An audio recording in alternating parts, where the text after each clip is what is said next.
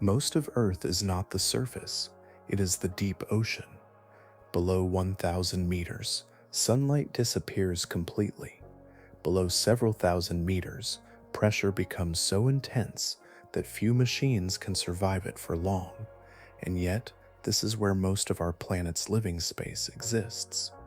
Life down there does not resemble what we are used to. Fish with teeth too large for their bodies, creatures that glow in total darkness, animals that survive on almost nothing for months at a time, species that look less like adaptations and more like exaggerations. For a long time, scientists assumed very little could live in such conditions. Instead, the deep sea turned out to be crowded. But something about that environment changes the way evolution works. When there is no light, no warmth, and almost no food, survival follows different rules. So why do so many deep-sea animals appear extreme compared to their relatives near the surface? What pressures shape bodies in that kind of darkness? And why does the largest habitat on Earth produce forms that feel so unfamiliar? Tonight, we look at what evolution becomes when it is forced to operate without sunlight for hundreds of millions of years. But before we begin, I'd love to know where you're listening from tonight and what time it is there. I always enjoy seeing how far these deep-sea stories travel. And if this calm corner of science helps you unwind, a like or subscribe would be greatly appreciated. Now, take a slow breath, let your shoulders soften, and together, let's descend into the deep ocean and see what hundreds of millions of years without sunlight have produced. Depth reveals itself not as distance, but as transformation. The descent passes through invisible thresholds, each layer marked not by lines, but by quiet changes in physics. Near the surface, the ocean still speaks the language of air and weather, yet as meters accumulate, the rules soften and another order takes hold. Zones unfold one beneath another, stacked like slow breaths. The sunlit skin gives way to dim blue.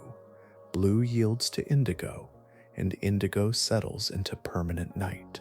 Below about 1,000 meters, no trace of daylight remains, and with its absence, a primary engine of life falls silent.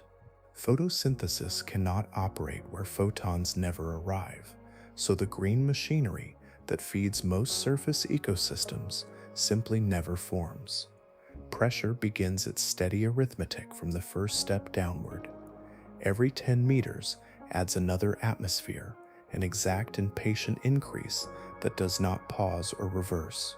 By 4,000 meters, the weight pressing from all directions exceeds 400 atmospheres, a force so constant it feels less like squeezing and more like being held inside stone. Gases respond first to this compression. Air spaces that would float or flex above are reduced, molecules pushed closer until buoyancy becomes impractical. Any structure containing gas must shrink, dissolve, or vanish. Bodies that endure here rely on liquids and flexible tissues, materials that do not resist the surrounding force because they already match it. Temperature follows its own quiet descent. Sun warmth cannot penetrate far, and mixing with upper water grows weaker with depth. The result is a vast reservoir hovering just above freezing, commonly between 0 and 4 degrees Celsius. This cold is not seasonal or brief. It is ancient and continuous, a thermal stillness that has persisted for ages. Chemical reactions slow, muscles contract with restraint, and metabolism stretches time. Movement becomes deliberate because haste wastes energy that cannot easily be replaced. Food arrives slowly. Without plants growing in place, nourishment must drift down from distant layers above or originate from unusual chemical sources within the crust. Particles sink as scattered remains of lives once touched by light, descending for days or weeks before settling. By the time they reach the depths, they are sparse and altered, a faint ration rather than a feast. Hunger therefore shapes behavior as strongly as gravity shapes falling stone. Creatures learn patience, spacing their efforts across long intervals, accepting stillness as a form of survival. The deep ocean also resists change. Surface waters churn with storms, tides, and seasons, yet far below, motion is subdued. Currents glide rather than crash. Temperatures fluctuate by fractions, and conditions remain steady across centuries. Such stability allows forms of life to refine themselves with extreme precision, each adaptation tuned to a narrow set of constants. Variation is rare, disturbance rarer still. Within this realm, four influences govern all design. Darkness removes sight as a reliable guide. Pressure molds bodies into compliant shapes. Cold slows every internal rhythm. Scarcity rewards efficiency above strength. Together they compose a physics that writes its laws directly into flesh, guiding growth, structure, and behavior with silent authority. In this quiet dominion, existence aligns with these forces as naturally as tides follow the moon, and every living form becomes a reflection of the deep itself. No boundary signs mark this province, yet its influence is absolute. Here equations replace sunlight as architects. Matter yields, time lengthens, and survival settles into equilibrium with surrounding law. Nothing rebels against these conditions for long. Whatever persists does so by agreement, shaped patiently by weight, temperature, darkness, and the thin trickle of nourishment that falls from worlds far above, in silence always. Long before a body changes shape, perception begins to change. In the deep realm, sight is often the first sense rewritten, as if evolution starts its work by adjusting how the world is received rather than how the body appears. Among many inhabitants, eyes expand until they dominate the head, round and patient, gathering whatever traces drift through the water. In certain species, the eyes outweigh the brain behind them, a reversal of proportions that suggests seeing can matter more than thinking when information is scarce. These enlarged organs are not simply bigger versions of shallow water eyes. Their tissues are tuned with unusual precision. Retinas layer themselves with reflective crystals that send wandering photons back through light-sensitive cells, granting each particle a second chance to be noticed. Pigments grow dense and dark, preventing stray reflections from escaping. Lenses widen, pupils stretch, and the whole structure becomes a quiet instrument built for collection rather than clarity. Images are rarely sharp, yet detection is everything. Some eyes abandon the familiar sphere and lengthen into tubes. These cylinders point upward, fixed toward the distant ceiling, far above, watching for silhouettes that cross faint residual glow. Movement against that dimness can reveal a drifting body, a falling fragment, or the slow pulse of another swimmer. The fish holding these gaze upward constantly, their posture shaped by the direction of attention, their world defined by what passes overhead. Signals of living light travel immense distances through water, and certain watchers specialize in noticing them. Their visual pigments react to specific wavelengths produced by chemical flashes, allowing them to recognize brief glimmers that would pass unseen by other creatures. A pulse lasting less than a heartbeat can be enough. Nerve pathways carry the message instantly, and muscles respond with restrained efficiency, conserving effort while securing opportunity. Not every resident keeps the gift of sight. In regions where glimmers never appear, eyes shrink across generations until they vanish beneath skin. The tissue that once formed lenses and pupils is reassigned its nutrients, diverted to senses more useful. Smell grows elaborate, touch becomes refined, and the body listens through subtle vibrations traveling through flesh and fluid. Vision fades not as loss but as exchange, traded for perceptions better suited to constant night. Between those who magnify sight and those who release it lies a spectrum of design, each variation balanced with exactness. Large eyes require energy to maintain delicate membranes to protect and neural space to interpret signals.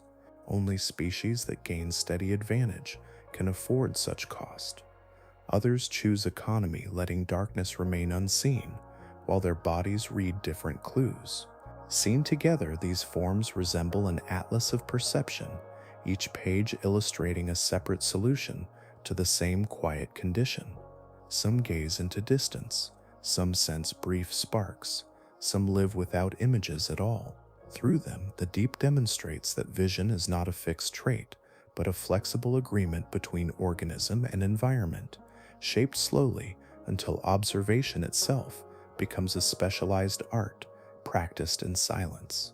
Even within a single species, eyes may alter across a lifetime, swelling as the individual sinks into older waters. Larvae born higher rise with modest vision, then descend and carry enlargement like a slow unfolding lantern. The transformation occurs cell by cell, proteins arranging into new curvature nerves, extending their reach. Nothing hurries. The final gaze that results is vast, dark, and attentive, prepared to welcome the smallest signal. In such creatures, sight is not merely an organ, but a landscape wide and receptive, mirroring the immense surroundings that cradle them. Quietly, they endure within their boundless night, forever. Within certain mouths, architecture replaces proportion. Jaws extend beyond what balance would suggest, and teeth rise like pale structures, too large for the skulls that hold them. In these depths, design does not follow symmetry or restraint. It follows opportunity, brief and unpredictable, arriving without warning and vanishing just as quietly. The fangtooth drifts with a head shaped like a dark seed, its body modest, its armament immense. Each tooth curves inward, polished and narrow, so long that sockets continue beneath the skin to house their full length. When the mouth closes, the tips slide neatly into channels, fitting with patient precision. Nothing is ornamental. Every edge exists to secure a meal that may not appear again for many days. Nearby, the viperfish carries a different mechanism, one built on hinges and extension. Its lower jaw unfastens and drops, transforming the outline of the head into a wide-angled frame. Needle fangs project outward, thin as glass spines, prepared to trap whatever passes. Ligaments stretch without tearing. Bone joints glide without sound. The entire motion unfolds slowly, conserving effort until the instant speed becomes necessary. There are forms even more yielding. The gulper eel moves with a mouth that resembles a soft net gathered at the front of a slender body. Most of its length trails behind like a ribbon, yet the head can widen into a vast oval. Skin unfolds, membranes extend, and the opening enlarges far beyond the size of the animal itself. When prey enters, water rushes in as well, filling the pouch until the shape becomes round and full. The eel then presses the excess out through its gills, leaving nourishment contained within. Such anatomies arise from long intervals of absence. Encounters with food are uncertain, and refusal is a luxury no hunter can afford. A creature built for small bites might survive briefly, yet one built for rare abundance can persist through long gaps. Teeth lengthen, jaws loosen, tissues stretch, all guided by generations in which success belonged to those able to seize the single passing chance.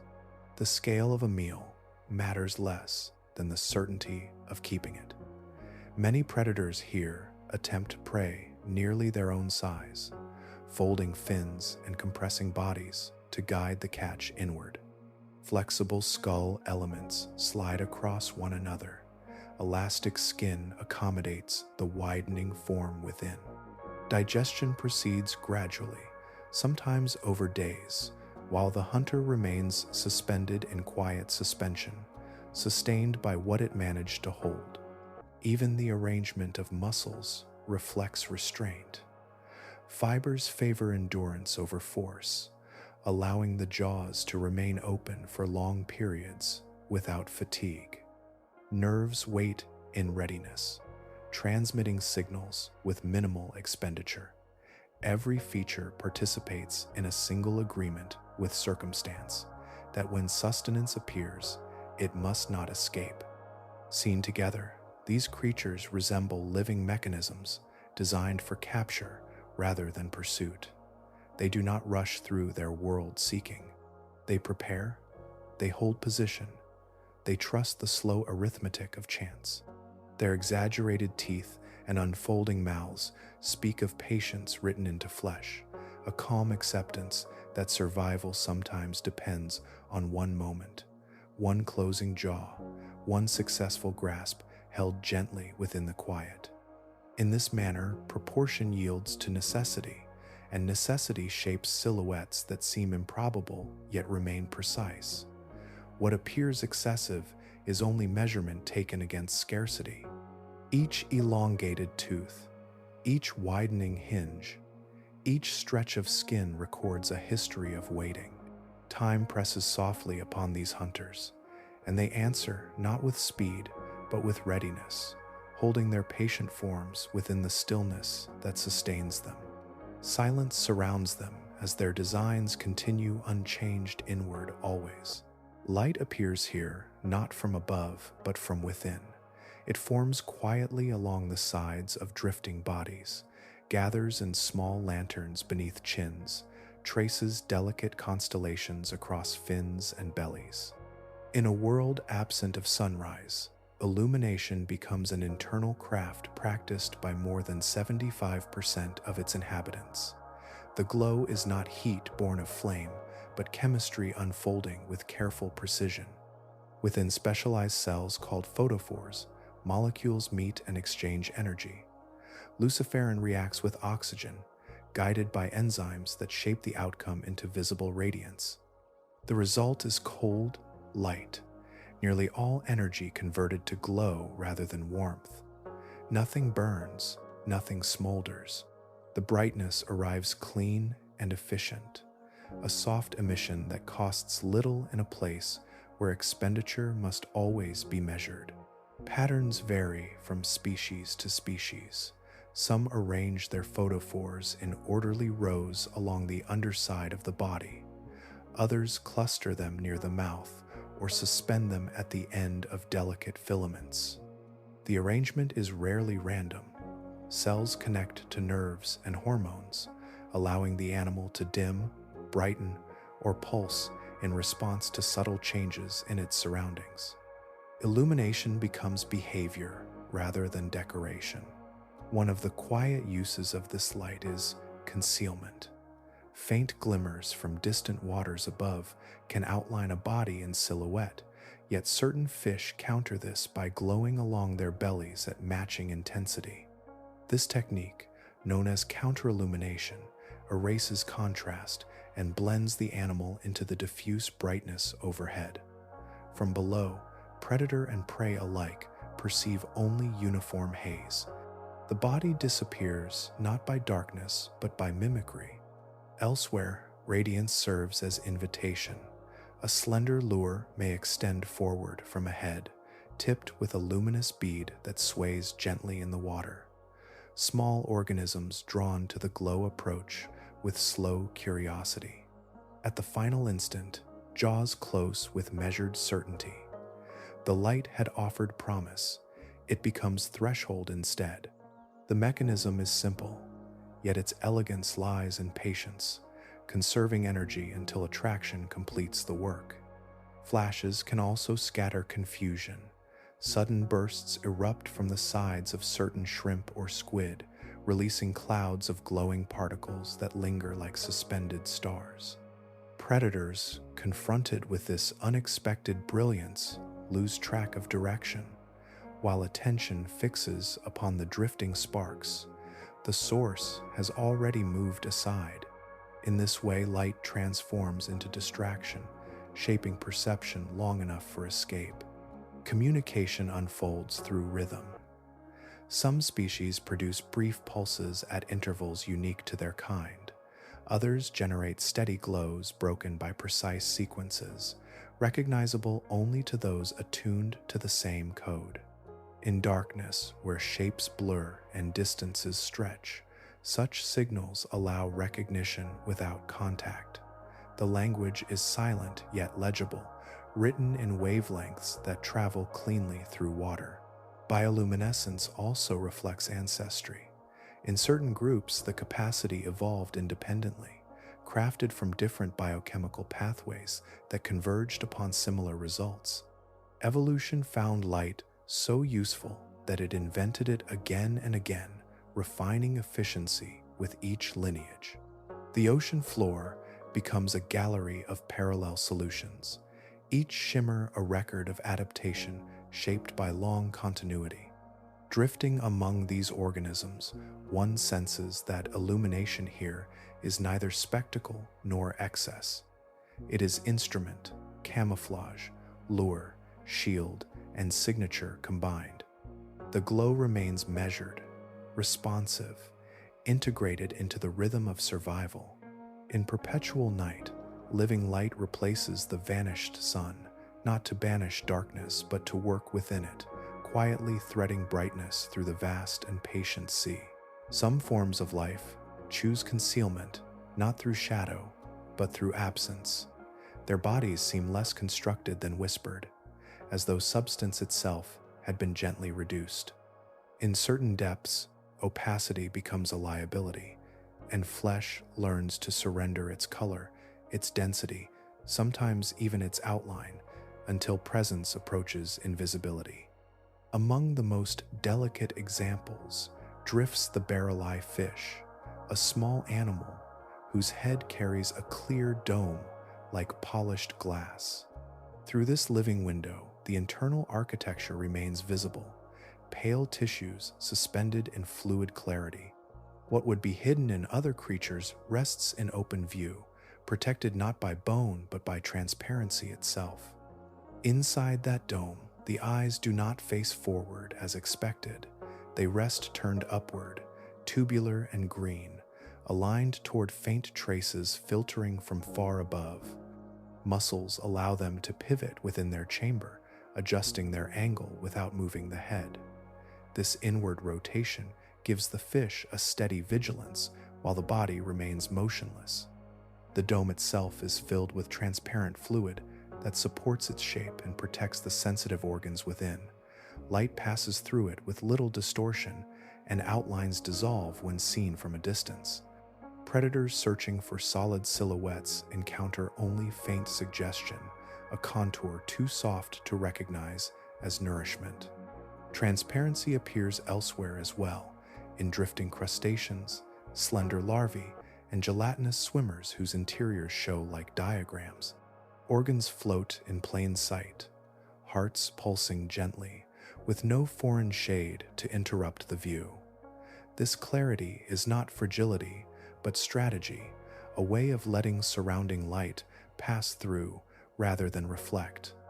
Color also shifts its meaning in this realm.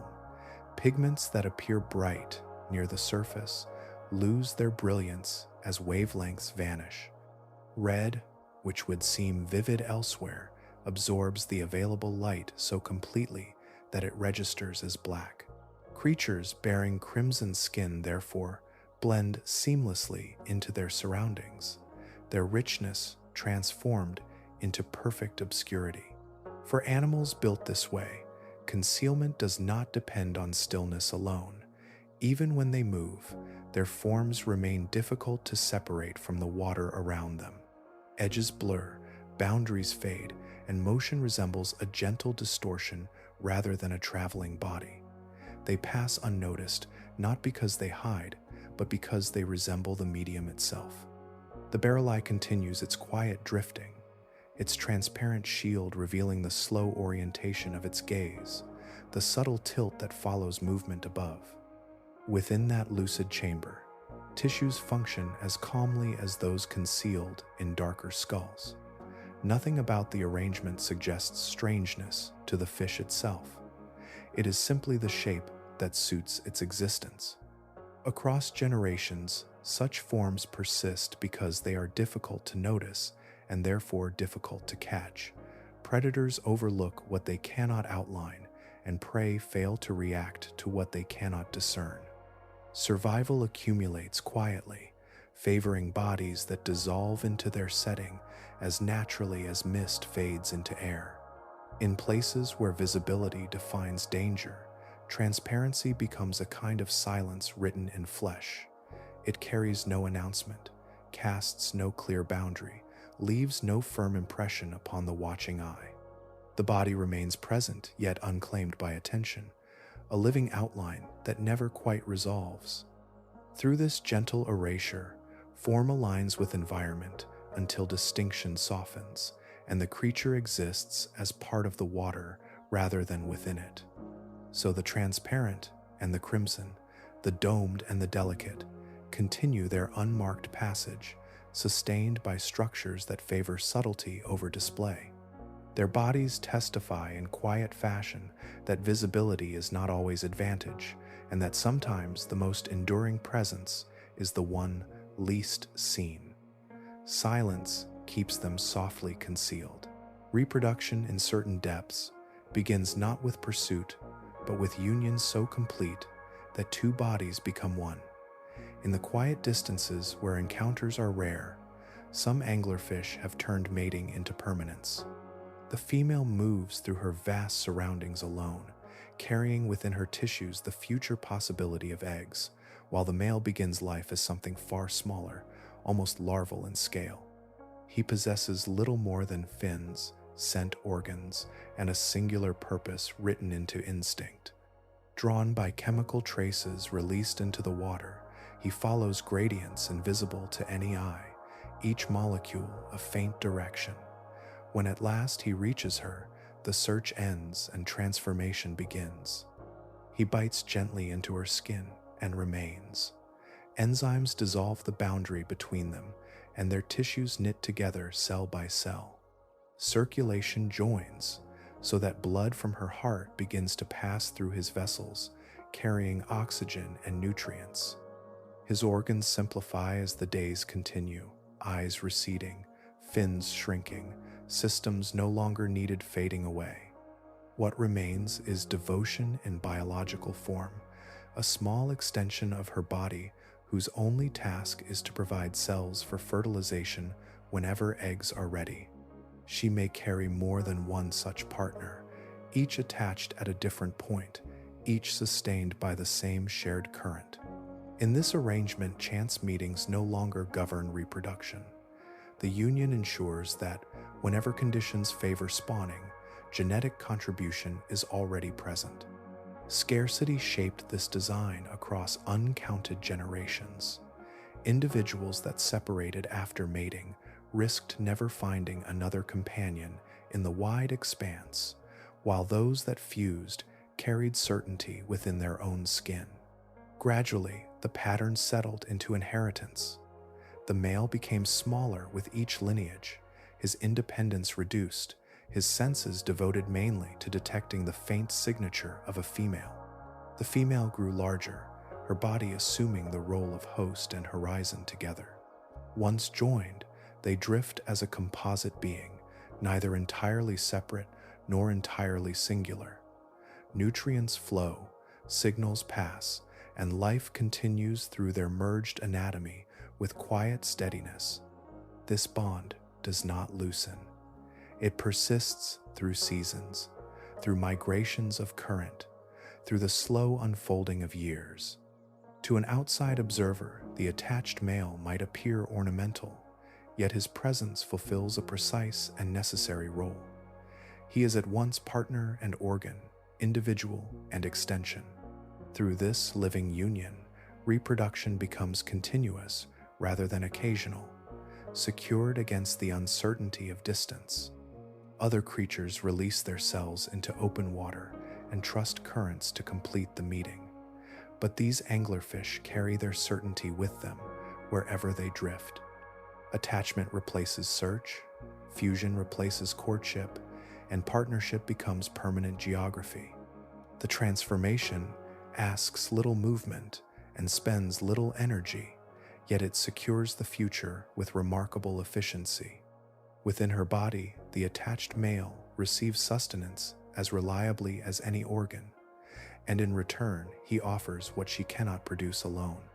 Their tissues remain distinct in origin, yet cooperative in function, a duet sustained in flesh. Such unions illustrate how environment can sculpt intimacy itself, guiding evolution towards solutions that appear improbable yet prove enduring. In stillness, they travel together, a single silhouette composed of many histories, sustained by the quiet arithmetic of survival. No separation follows, no farewell occurs, only a shared duration that continues as long as life remains. Through this arrangement, the species persists, its lineage carried forward by pairs that have become one form, one circulation, one destiny written softly within living tissue. Thus, scarcity, once a barrier, turns architect, shaping devotion into anatomy and ensuring that even in vastness, companionship is never lost. Together they endure quietly onward. Structure here yields before force ever arrives. Many inhabitants are built not as rigid frameworks, but as yielding forms whose substance resembles drifting gel more than solid flesh. Their bodies bend with currents, fold with passing movement, and resume shape without effort. Density is reduced, bones thinned or absent, so the surrounding weight meets little resistance.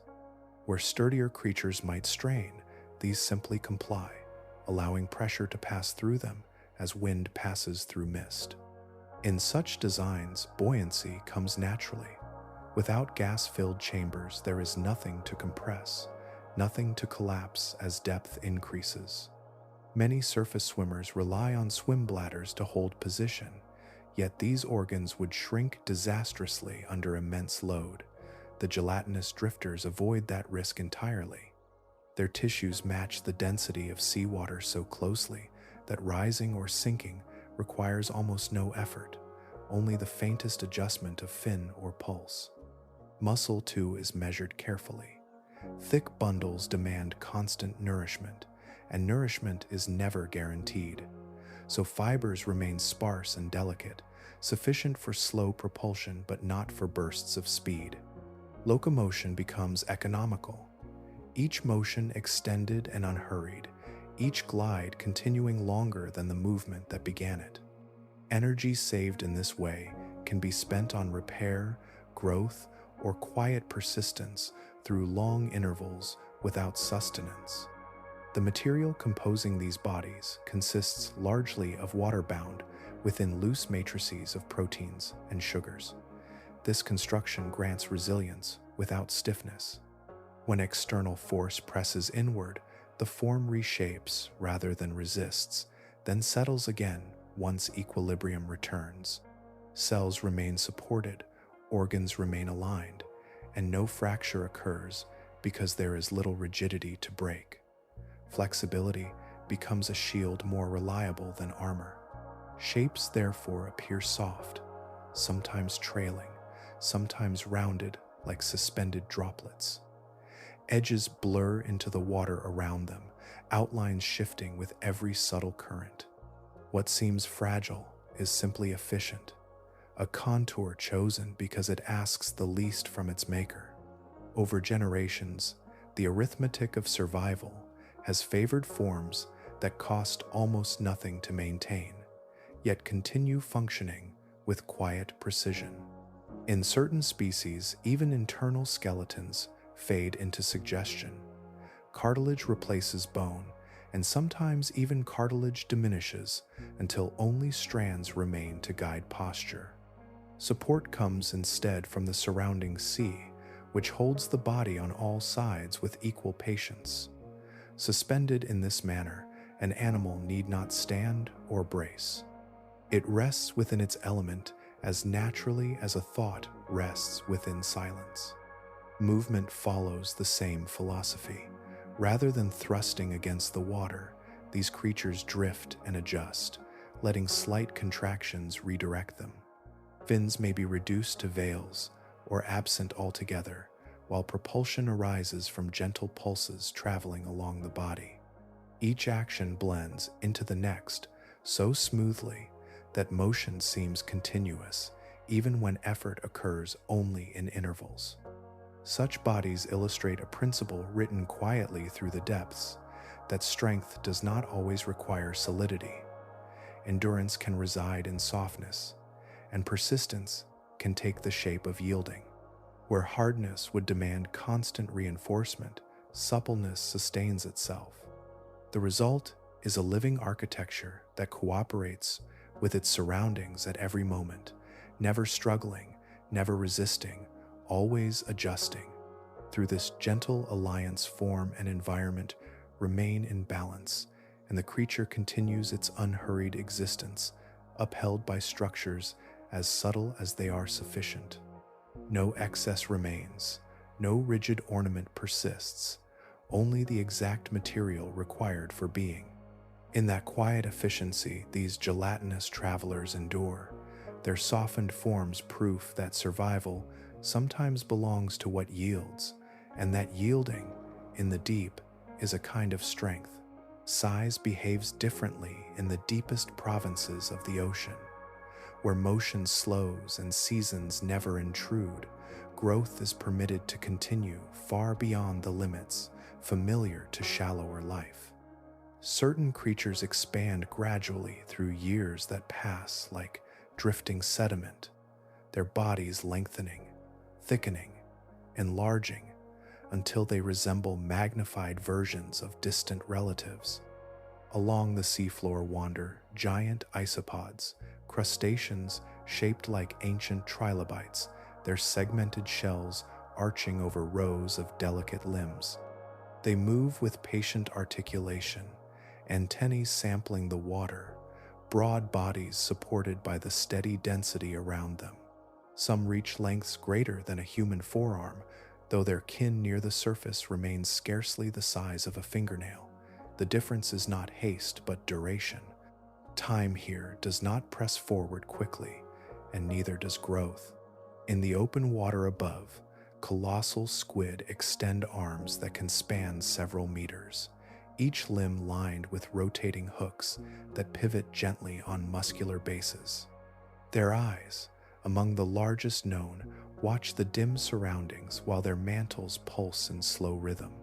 These animals begin as small hatchlings, scarcely visible, yet they continue increasing in mass across long spans, sustained by a physiology that spends energy with extreme care. Nothing urges them to mature rapidly. Survival favors those that persist. Deep-dwelling amphipods follow a similar path. These pale crustaceans, often overlooked, can attain sizes many times greater than related species elsewhere. Their exoskeletons remain thin, their movements restrained, their appetites satisfied by whatever nourishment arrives. With little competition and few disturbances, they are granted the rare luxury of uninterrupted development. Cold plays a quiet role in this enlargement. Chilled water can hold more dissolved oxygen than warm water, allowing each breath across a gill or membrane to deliver a generous supply. Oxygen fuels metabolism, yet metabolism itself proceeds slowly in low temperatures. Chemical reactions stretch out, heartbeats space themselves, and cells divide at an unhurried pace.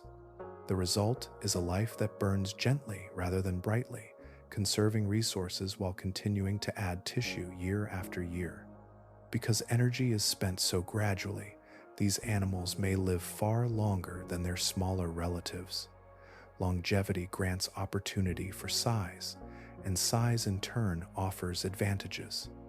A larger body stores more reserves, travels greater distances with each motion, and discourages potential predators through sheer scale. None of this arises through sudden change. It is the outcome of countless calm days in which growth exceeded loss by the smallest margin. Even structure adapts to this slow expansion.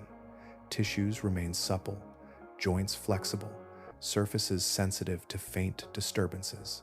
Nothing develops in excess, yet nothing is hurried to completion.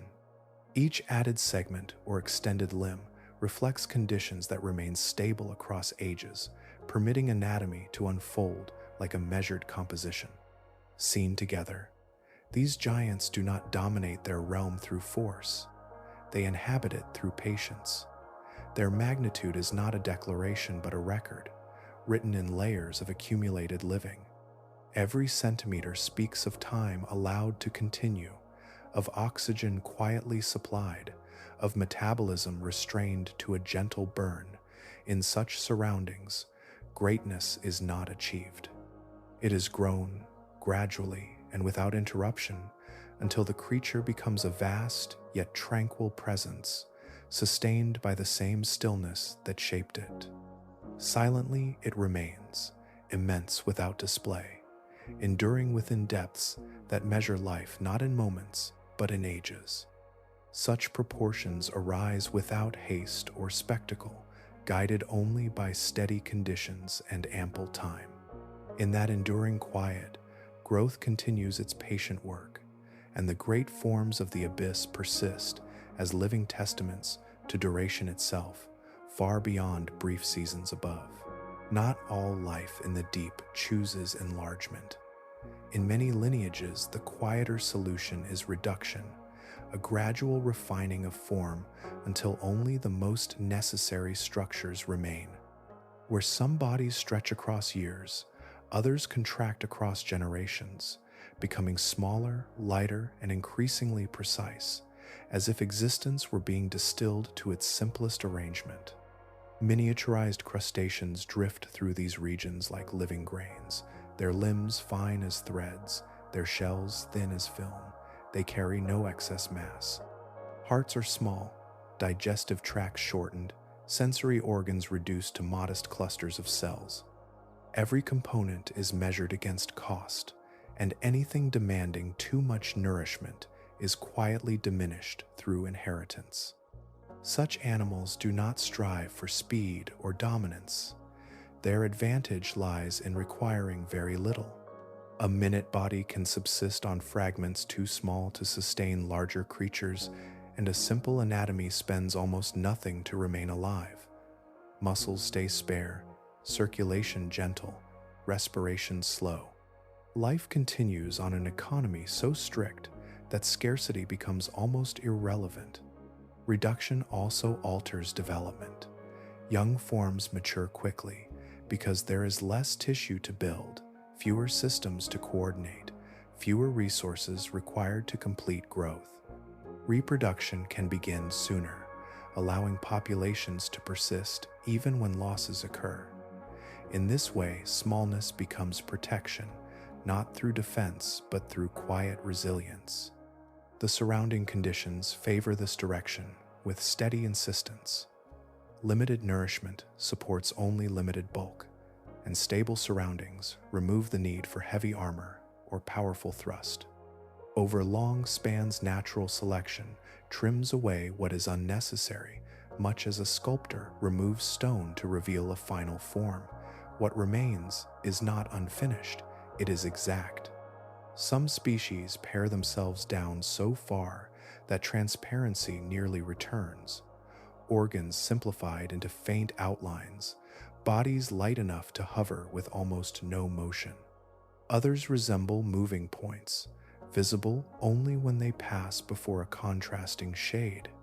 Their presence is subtle, yet sufficient, each tiny figure fulfilling its role within the vast arrangement.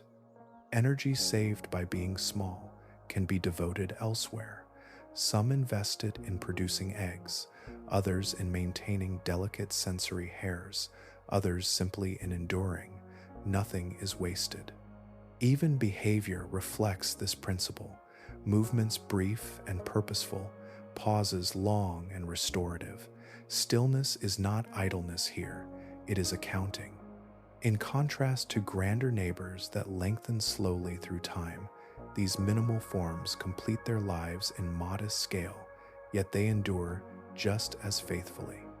Their lineage continues through constancy rather than expansion, through repetition rather than increase. Generation follows generation with soft regularity, each one nearly identical to the last, each one perfectly suited to remain small. Predators often pass them by, not from mercy, but from arithmetic. The effort required to capture such slight prey may exceed the energy gained. Thus, minuteness becomes a kind of shield, discouraging pursuit through simple imbalance. To exist beneath notice can be as protective as armor and far less costly to maintain. So, within the same vast domain, life explores opposite equations, one expanding into breadth, another refining into near weightlessness. Neither path is superior. Each is an answer shaped by circumstance, written in living matter that adjusts with quiet fidelity to its conditions.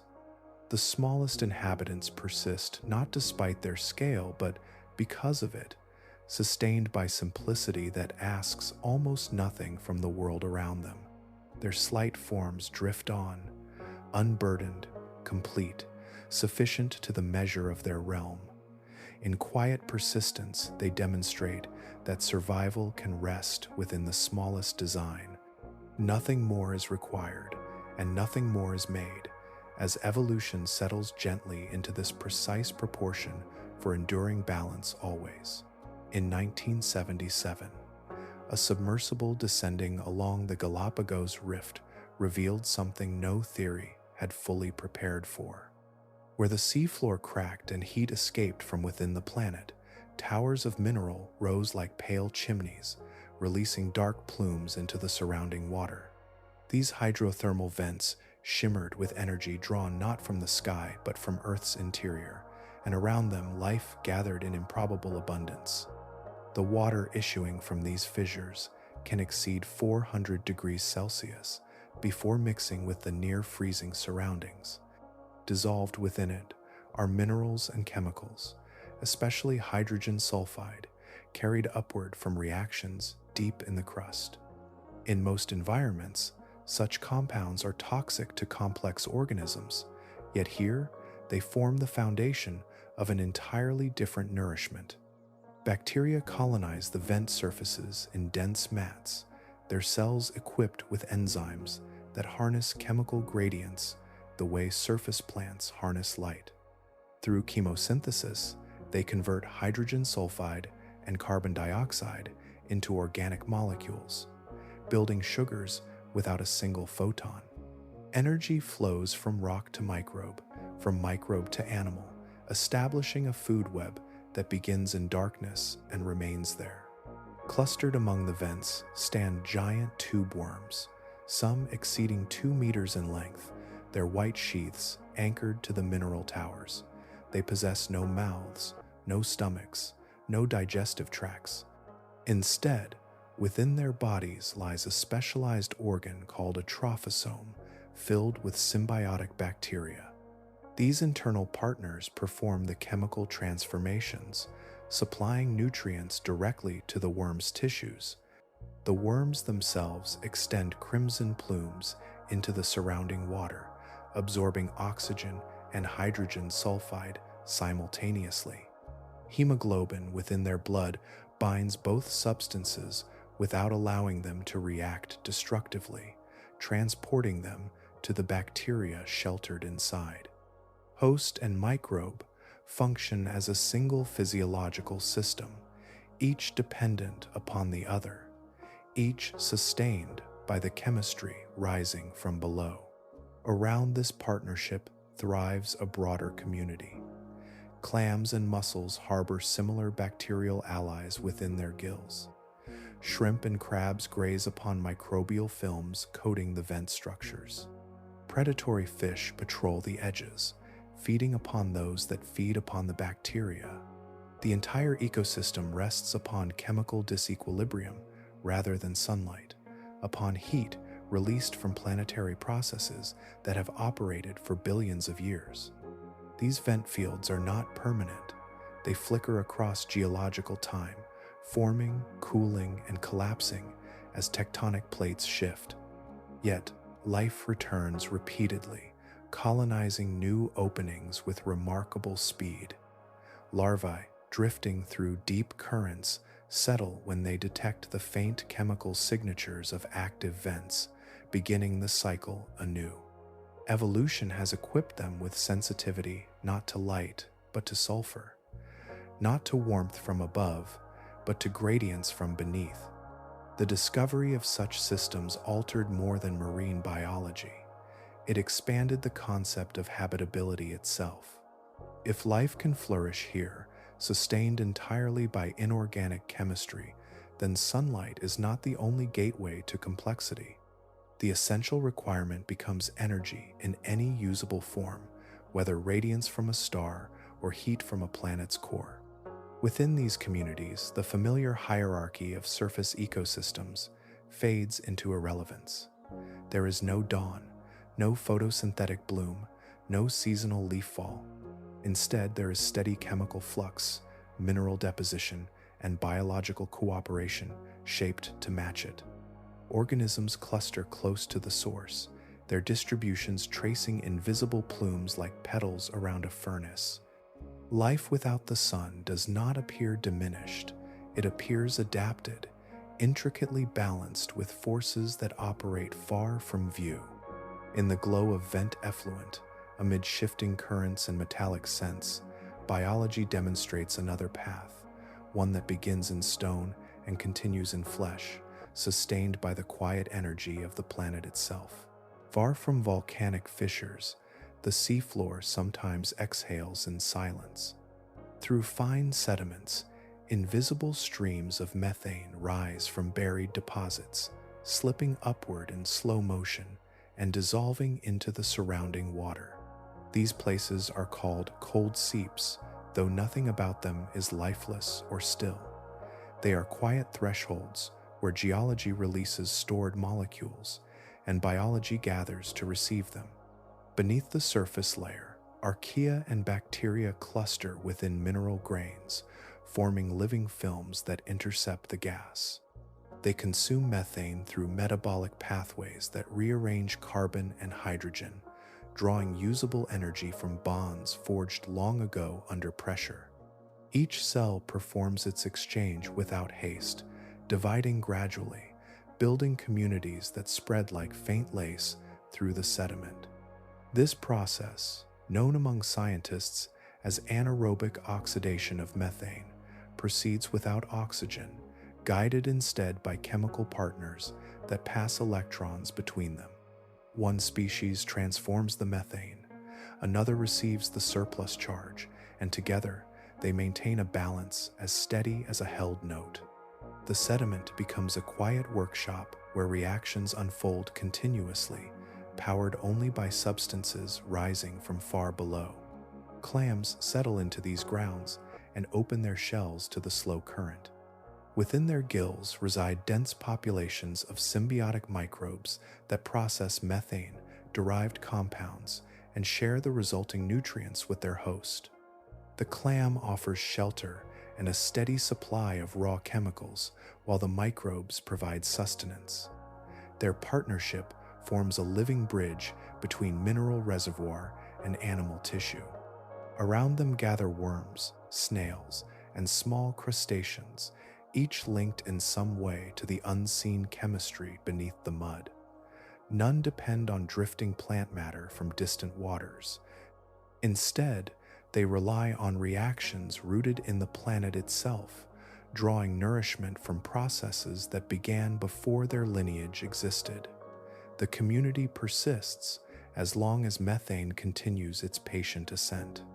Cold seeps may endure for centuries, shifting only when subterranean reserves diminish or tectonic pressures redirect the flow. During their span, they create islands of activity scattered across otherwise quiet plains, each one defined not by light or warmth but by molecular opportunity. Creatures arrive as larvae, settle, and adapt their bodies to the offerings of the ground beneath them. In such places, life does not reach upward or outward, but inward, aligning itself with the slow generosity of stone. Energy passes from Earth to organism in a chain unbroken by sky, and the exchange continues with tranquil persistence. The seep breathes, the microbes labor, the animals rest within the flow, and the cycle remains gentle, sustained, and complete. Time moves differently across these habitats. Minerals crystallize along passageways, grains rearrange, and the chemistry subtly shifts, yet the living assemblage adjusts without urgency. Populations expand, contract, and reorganize according to concentrations that instruments would struggle to detect. Sensitivity replaces speed, and perception rests in membranes tuned to faint gradients rather than sudden change. No voice announces these realms. No current displays them. They persist in quiet obscurity, sustained by reactions older than continents. The carbon they release may one day rise and mingle with distant waters, yet here it serves a nearer purpose, entering cells, tissues, and shells. Matter cycles patiently, never hurried, never lost, only transformed and passed along through forms adapted to receive it. Thus, these subdued landscapes reveal another grammar of existence, one written in chemistry and stone. Organisms read it flawlessly, responding with forms and partnerships suited to its quiet script. Nothing shines, nothing calls attention, yet vitality continues, fed by the earth itself, steady as the planet that provides. Silently enduring beneath sediments where ancient energies softly gather and linger. There are places on Earth where the crust bends downward into long, narrow furrows, and within these furrows, the ocean gathers to its greatest depth. The Mariana Trench is the most profound of them, descending nearly 11,000 meters from the distant surface. At its floor lies the hadal zone, a realm named after the ancient myth of the underworld, though its nature is governed not by legend but by physics pressing from every direction at once. Water at such depth bears a weight exceeding 1,000 atmospheres, a force that would deform most familiar structures instantly. Yet within this immense compression, life continues, not in defiance, but in adjustment. The inhabitants possess bodies assembled from materials that cooperate with pressure rather than resisting it. Their cells contain membranes rich in unsaturated lipids, molecules whose bent shapes prevent tight packing. This keeps the membrane fluid and functional even when the surrounding force would otherwise stiffen it into useless rigidity. Proteins within these organisms also differ subtly from those nearer the surface. Their folded forms are stabilized by molecular bonds arranged to tolerate compression without collapsing.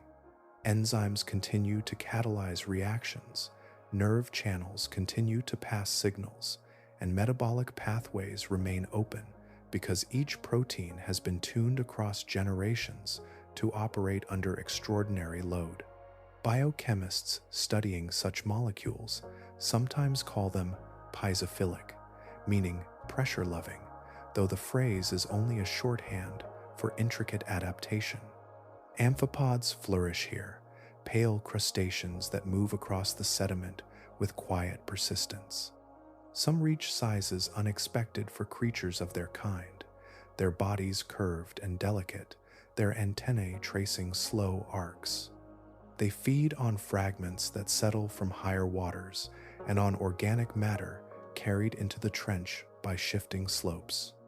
Their tissues hold compounds known as osmolytes, including trimethylamine oxide, which helps maintain protein structure when pressure threatens to distort it.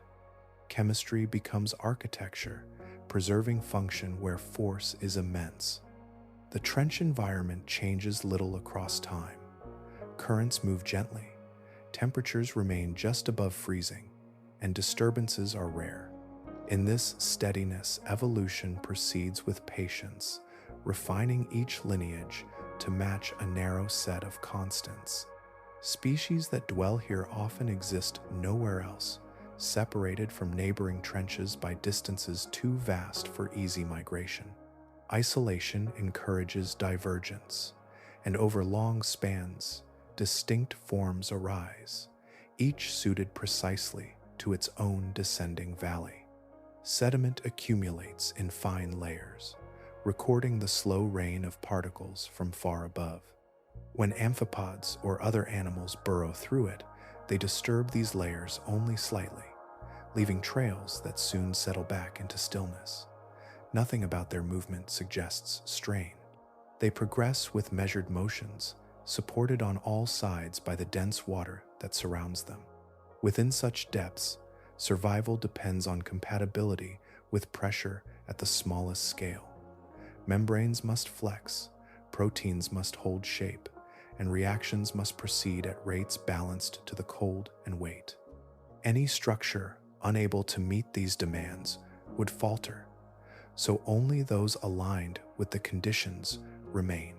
The trench thus becomes a quiet archive of biological solutions, each organism a testament to persistence under load. Here, the planet's surface sinks closest to its center, and life accompanies it, descending patiently into the farthest reaches. The hadal zone does not resist existence. It receives it, shaping it gently until form and environment correspond. In that correspondence, creatures endure, sustained by chemistries that neither fracture nor fail, continuing their subtle motions along the deepest contours of Earth. Movement is not always a sign of life. In the deep reaches where nourishment seldom appears, stillness becomes a deliberate act, a posture refined through generations that learned the value of waiting. Many inhabitants suspend themselves in the water with scarcely a motion, their fins extended like quiet sails, their bodies held in balance so perfectly that effort nearly vanishes. Among these patient drifters are hunters that rely on arrival rather than pursuit. A predator may remain poised for hours, sometimes days, sensing faint disturbances through sensitive tissues. When a small animal wanders within reach, the strike unfolds in a brief, controlled burst, then calm returns as if nothing occurred. Such sit and wait strategies spare precious reserves, allowing survival across long intervals when nothing passes. Metabolism itself follows this discipline. Hearts beat slowly, digestion proceeds with unhurried chemistry, and growth stretches across spans that would seem endless elsewhere. Some fish can endure weeks between meals, their bodies drawing gently upon stored compounds while activity remains minimal. Muscles stay relaxed, movements economical, and even the act of turning is performed with careful moderation. Swimming reflects the same restraint.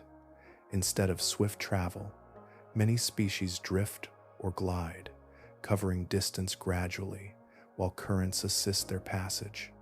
Fins press lightly, tails sway in small arcs, and forward motion continues long after effort ceases.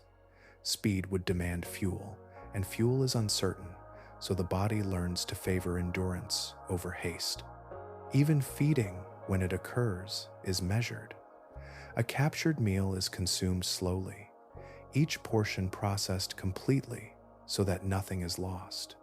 Some predators loosen their jaws to accommodate unexpected size, ensuring that any rare prize can be used fully. What might seem like excess patience is simply balance maintained between intake and expenditure. Reproduction also bends to scarcity. Rather than frequent spawning, many animals produce fewer offspring, investing more resources into each one. Eggs may be larger, larvae more developed, and timing carefully aligned with subtle environmental signals. In this way, the next generation begins life with greater reserves, prepared for the same quiet arithmetic. Nothing in these behaviors is hurried or wasted. Each action has been refined until it costs almost nothing to perform. The result is a rhythm of existence so gentle that it nearly escapes notice, a pattern shaped not by urgency, but by limitation. Scarcity does not halt life here. It composes it, guiding motion, appetite, and time into a single continuous moderation. Those that ignore this law rarely persist. A creature that spends energy freely soon exhausts its stores and fades, while one that measures each movement may endure for years. Natural selection therefore favors caution written into nerve and muscle alike. Instinct becomes accountant, weighing effort against return with silent precision. Stillness, slow travel, and patient feeding blend into a single way of being. The animals do not experience these habits as hardship. They are simply the motions that fit their world, as natural to them as breathing. Over generations, the pattern settles deeper until behavior and environment mirror one another completely. In that harmony, survival continues without spectacle.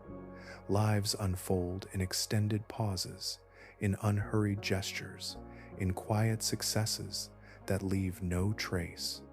What seems uneventful is in fact precise, each restraint a decision shaped by ancient conditions.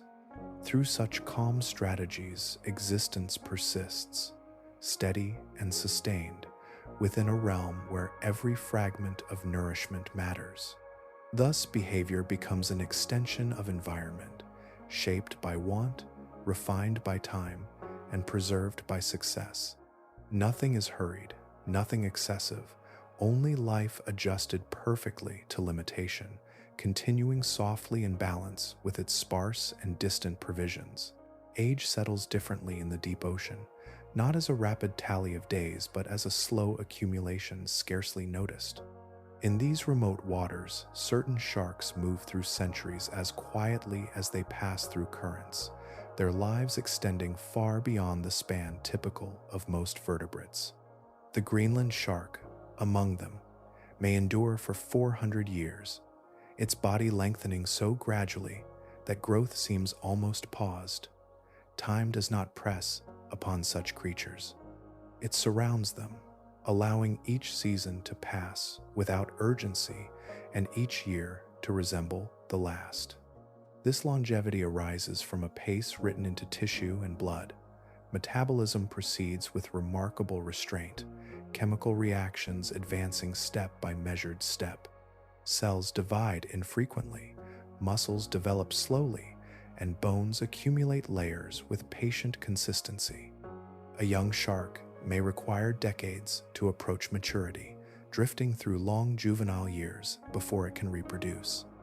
Such delay would seem perilous in restless environments, yet here the surroundings remain steady, offering continuity instead of disruption. Growth continues throughout life, though so gradually it can scarcely be charted without careful instruments.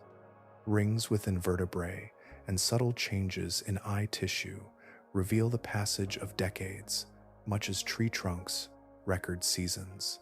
Each mark forms slowly, spaced by long intervals of calm existence.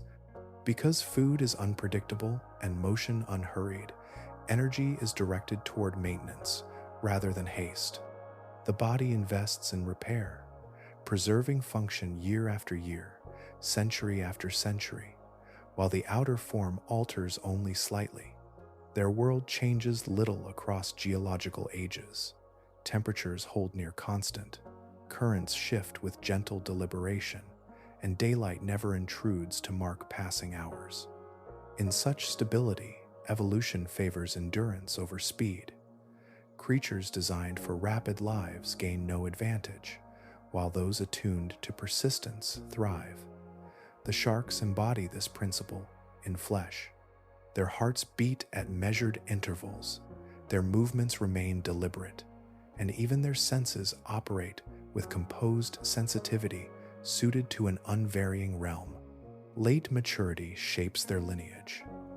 Individuals reproduce only after many decades, releasing offspring already prepared for prolonged existence. This strategy limits numbers yet ensures resilience, for each young shark carries the same unhurried physiology as its parents.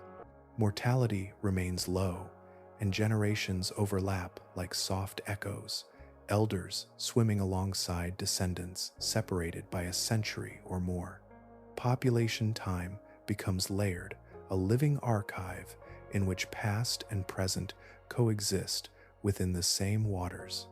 Scientists who study them sometimes describe these animals as keepers of duration, bodies through which centuries pass almost unnoticed. Such language reflects observation rather than myth. Chemical markers within their tissues confirm ages that stretch beyond recorded human history, indicating that some individuals alive today began life when distant civilizations were still young. Yet the sharks themselves register no astonishment. They continue their measured circuits, guided by instincts, unchanged across immense spans. In this way, time itself becomes an environmental factor as real as pressure or temperature. It shapes anatomy, behavior, and expectation, encouraging bodies that align with slowness. The long-lived sharks neither hurry nor delay. They exist within a tempo set by the deep world around them, a tempo that has persisted for millions of years. As long as that steadiness endures, their lives may continue to unfold with the same tranquil patience, age following age like gentle tides that never break. Nothing urges them onward, nothing calls them back. Duration simply holds them, and within that vast allowance, their existence remains calm, extended, and complete, a living expression of time moving at its slowest natural pace. So, they persist, ancient, unhurried, present, through ages that pass like quiet breathing beneath waters. Before form or motion is noticed, a message is already moving. In the deep ocean, information rarely arrives as light. Instead, it travels as chemistry and vibration, carried through water with quiet persistence. Creatures living here read their surroundings through senses tuned not to brightness but to trace and tremor. Odor becomes geography. Molecules released far away drift along currents, spreading into faint trails that mark direction. A predator can follow such a trail as steadily as if it were a visible path across stone. Pheromones, too, pass through these waters, signals shaped by species and purpose. When released, they expand outward in widening gradients, remaining detectable long after their source has moved on. Distance does not erase them quickly. The sea preserves their presence, allowing communication between individuals separated by vast spans. Alongside scent travels sound. Water conducts vibration with great efficiency, transmitting pressure waves faster and farther than air ever could. A distant movement, a shifting fin, even the faint disturbance of another body becomes an announcement carried outward in rippling rings. Many animals possess lateral line systems or similar organs that register these subtle oscillations. Within such tissues, microscopic hairs bend when waves pass, converting motion into nerve signals. The creature does not hear in the way surface beings hear. It perceives texture within the water itself. Through this sensitivity, an unseen approach can be known, and a distant stirring can be interpreted. Orientation emerges from gradients rather than images. An animal can align its body with a current carrying promising scent, or turn toward rhythmic pulses that suggest movement. No illumination is required for such awareness. Perception forms from contact and diffusion, from signals that pass directly through flesh. In this realm, silence is never empty. It is filled with gradients, vibrations, and chemical signatures layered upon one another. Each layer carries meaning to those equipped to sense it.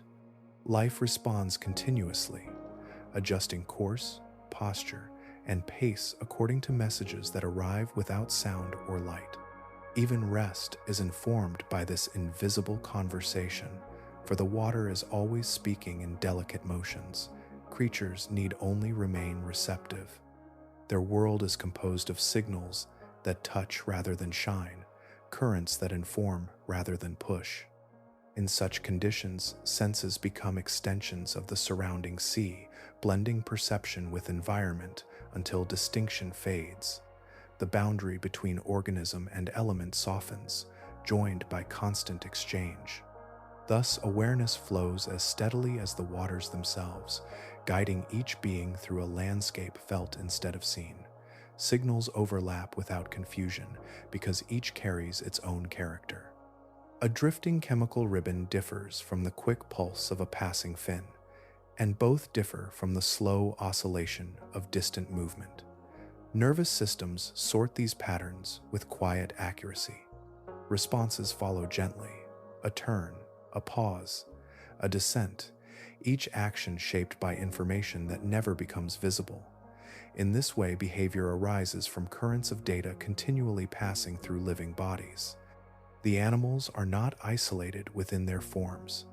They are participants in a surrounding field of signals, receiving and responding as naturally as breathing. Such perception requires no effortful search. It is constant, gentle, and precise. Through it, the unseen terrain becomes knowable, mapped in gradients that shift yet never vanish. And so these inhabitants travel their dim expanse, guided by touch that extends beyond the body, by scent that writes paths through water, and by vibration that traces distant motion. The sea speaks endlessly, and they listen without strain. In that listening, their world is complete. All directions arrive at once, and nothing important is ever missed by them always. There are forms of disappearance that occur slowly, without injury or drama. In the deep ocean, sight sometimes fades not because it is damaged, but because it is unnecessary. Over generations, eyes that once gathered information from dim horizons begin to shrink. Lenses cloud, retinas thin, and eventually the structures recede beneath skin, leaving only faint traces where vision once resided. In constant darkness, maintaining complex optical tissue offers little return.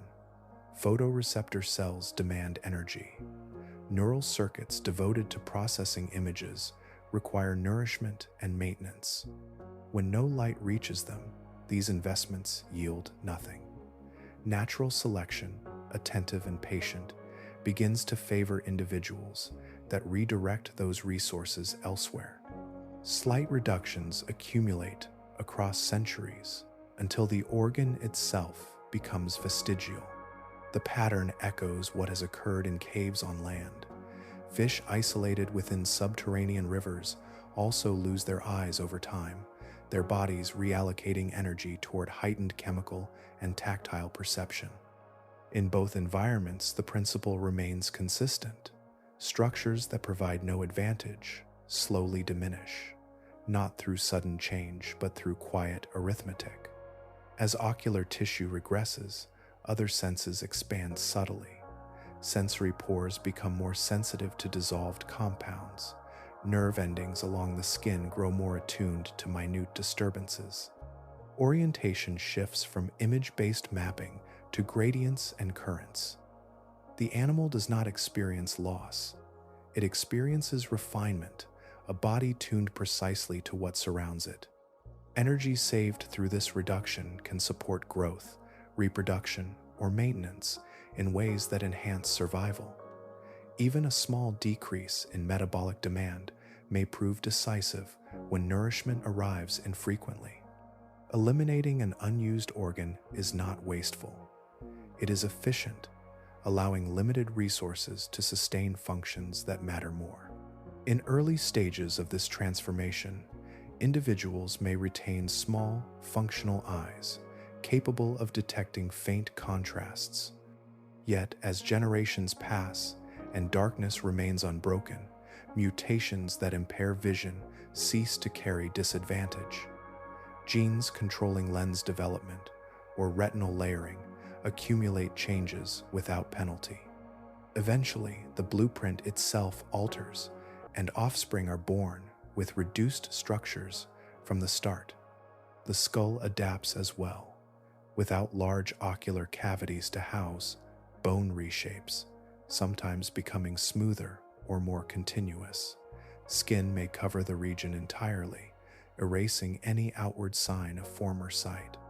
Internally, neural pathways once dedicated to visual processing are reassigned or simplified. The brain conserves space and energy, mirroring the external reduction. Such changes illustrate evolution operating without urgency, guided only by conditions that persist. Nothing compels the abandonment of eyes in a single generation. Instead, slight variations that conserve energy or enhance other senses accumulate gradually, settling into the lineage until sight is no longer part of its design. To outside observers, these animals may appear incomplete, as though something essential has been taken from them, yet within their environment, they are precisely fitted. They navigate, feed, and reproduce without the burden of maintaining structures that would never contribute. Their bodies embody an agreement with unchanging darkness, shaped not by deficiency, but by balance. Across trenches, plains, and hidden fissures, multiple species have followed this path independently, demonstrating the same quiet logic. Where light never arrives, vision offers no currency. Over time, absence becomes normal, and anatomy aligns with that reality. In this way, loss becomes adaptation, subtraction becomes strategy. The deep sea does not demand eyes, and so in some lineages, eyes gently fade away.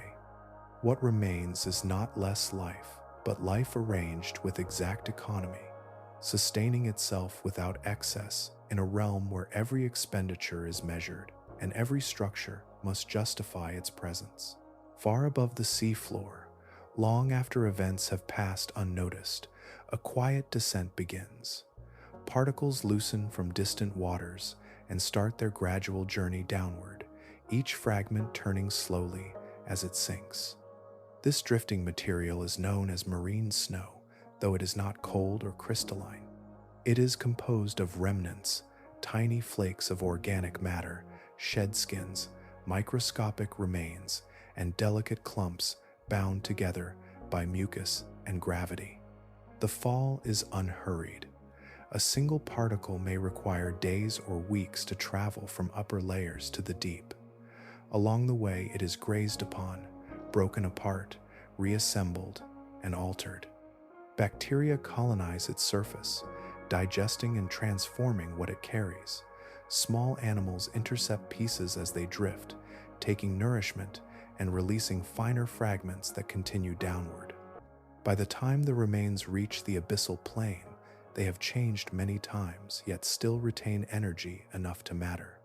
For countless organisms below, this steady descent forms the foundation of existence. They depend not on fresh production, but on what has already lived elsewhere. Each speck that arrives represents a small inheritance from distant activity. Creatures spread across the sediment extend feathery appendages or delicate feeding arms, capturing the slow rain as it settles.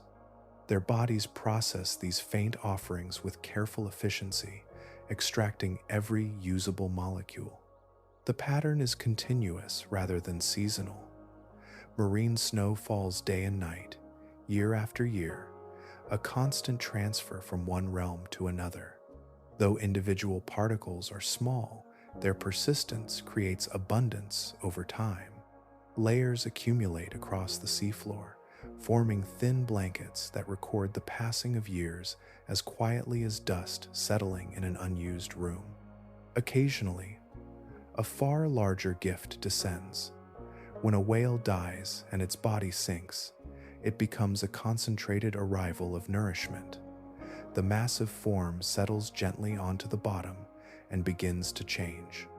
Scavengers gather first, removing soft tissues over months. Afterward, bones enriched with lipids sustain specialized bacteria that release compounds supporting entire communities.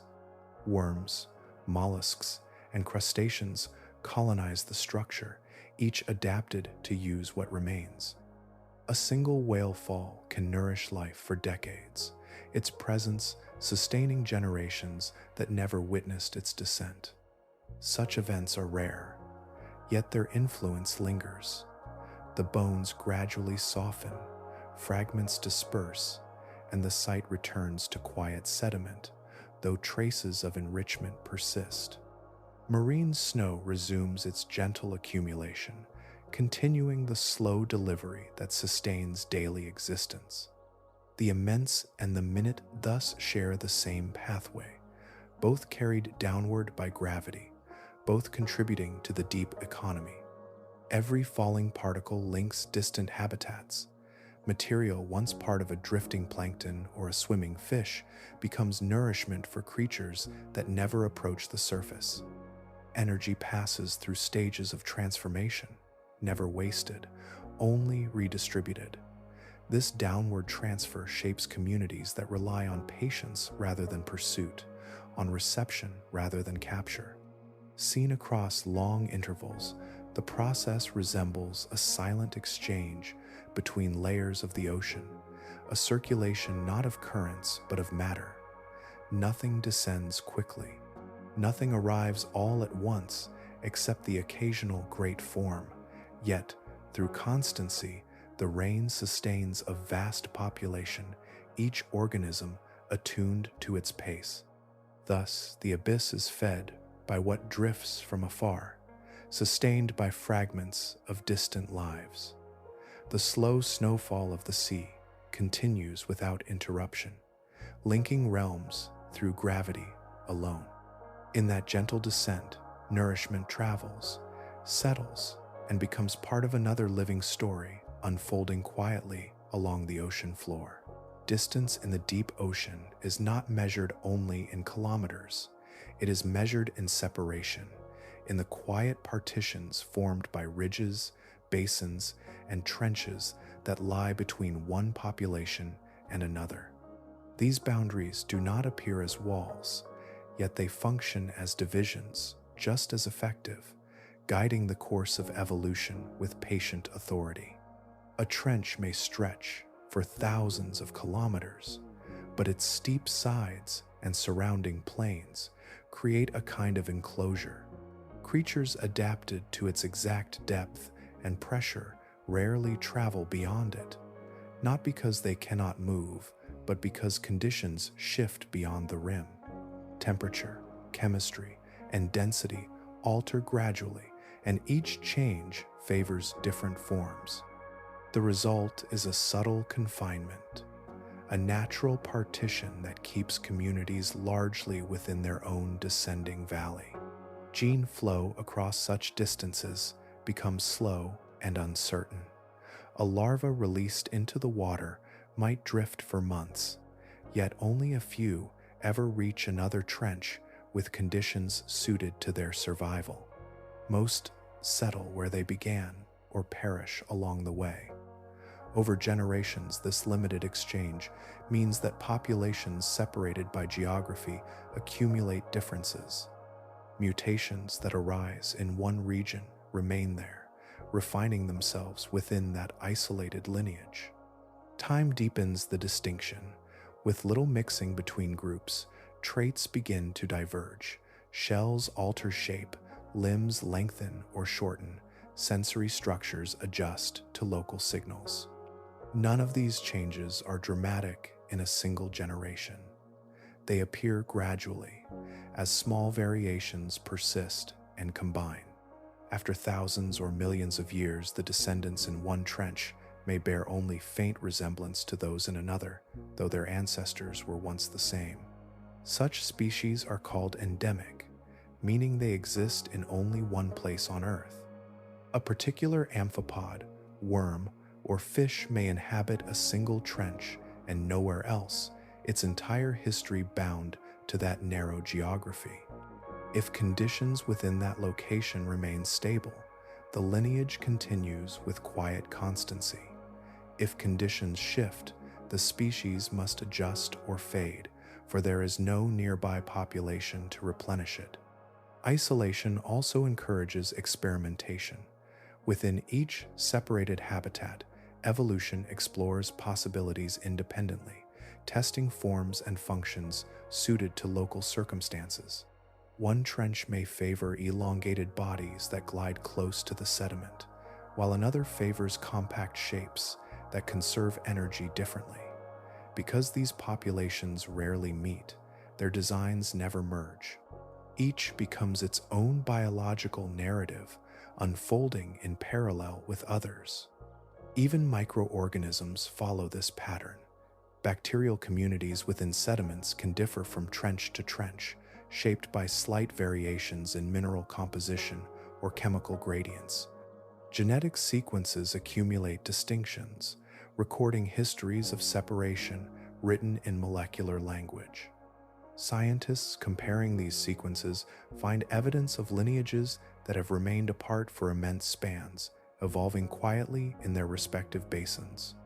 Across the deep ocean floor, therefore, diversity arises not from abundance of movement, but from its absence. Where travel is limited, individuality flourishes. The geography of the seabed acts as a sculptor, carving biological forms through separation rather than contact.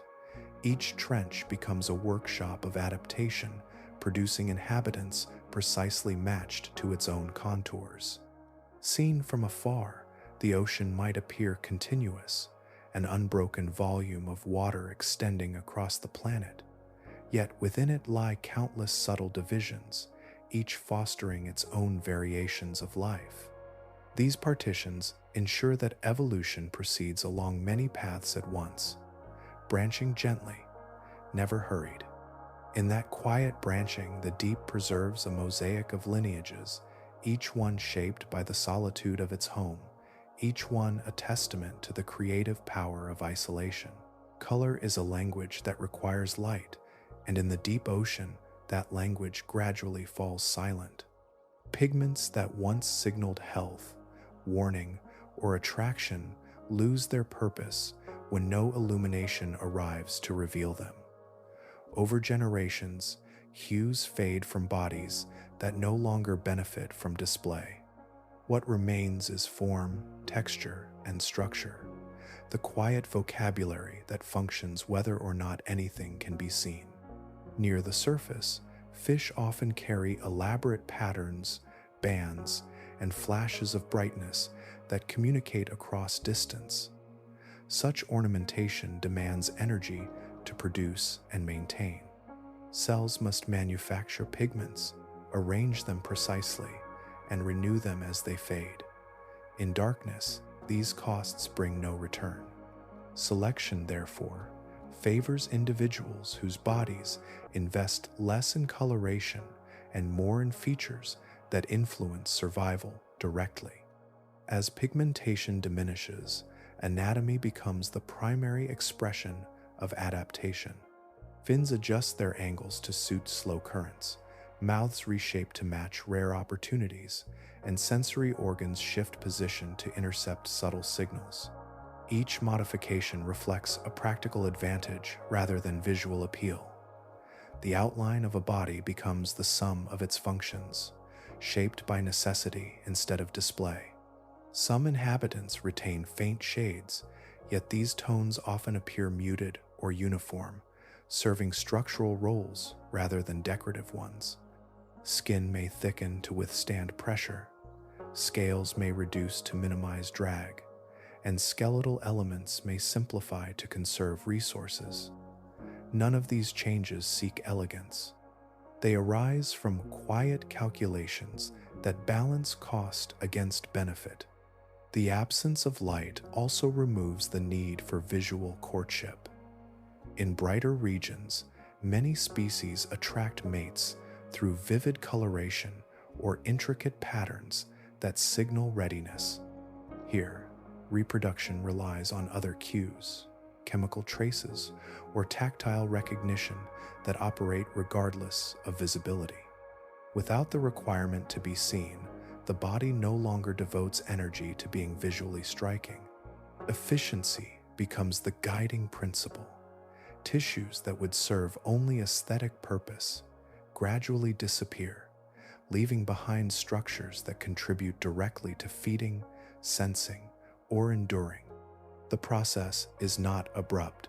Across long spans, slight reductions accumulate until forms appear stark when compared with their surface relatives. Yet within their environment, they are precisely suited, each contour answering a practical demand. Even symmetry can shift when usefulness requires it. Some animals develop uneven jaws or asymmetrical appendages that improve their ability to capture nourishment or navigate currents. Such arrangements might seem irregular elsewhere, yet here they represent refinement rather than flaw. Evolution shapes them with the same patience it applies to all living designs, adjusting proportions until function is satisfied. Seen together, these creatures reveal a quiet aesthetic of necessity. Their bodies display the elegance of solutions, not the flourish of decoration.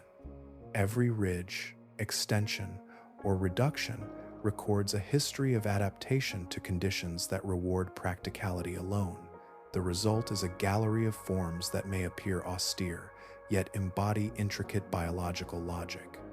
In this realm, beauty does not vanish. It transforms. Instead of bright colors and flowing patterns, it resides in efficiency, in the precise alignment between structure and circumstance. The eye searching for ornament may find little, yet the mind tracing purpose discovers subtle artistry in each design. Thus, appearance yields to performance, and performance shapes appearance in return. The deep ocean does not demand spectacle. It asks only that life endure. Organisms answer by refining themselves until nothing remains but what is needed. Within that restraint lies a different kind of grace, one measured not by brilliance, but by harmony with the conditions that sustain them. In the deep ocean, every action carries a price, not a symbolic cost, but a measurable one, written in calories and counted in molecules of stored energy. Life here unfolds within a strict accounting system where intake is uncertain and expenditure must be precise. Survival depends less on strength than on balance, less on abundance than on restraint.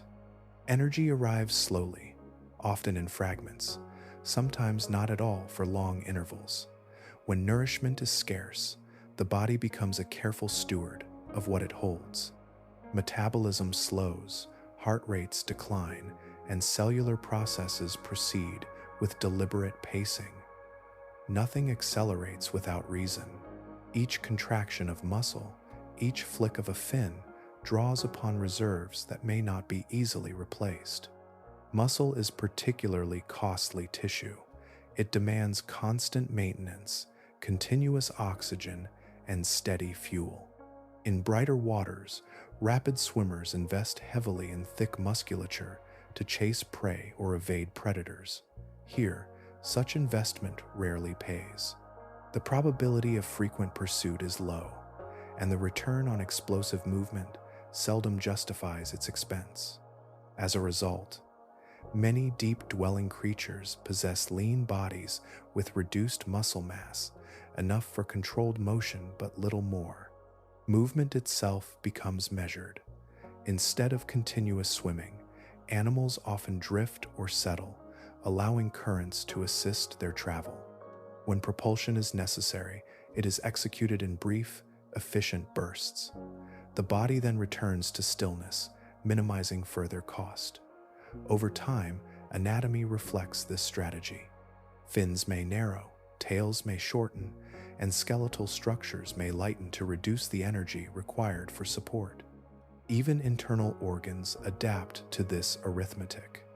Digestive systems may elongate or specialize to extract maximum nutrition from minimal intake. Storage tissues expand subtly, allowing reserves to be held for extended fasting.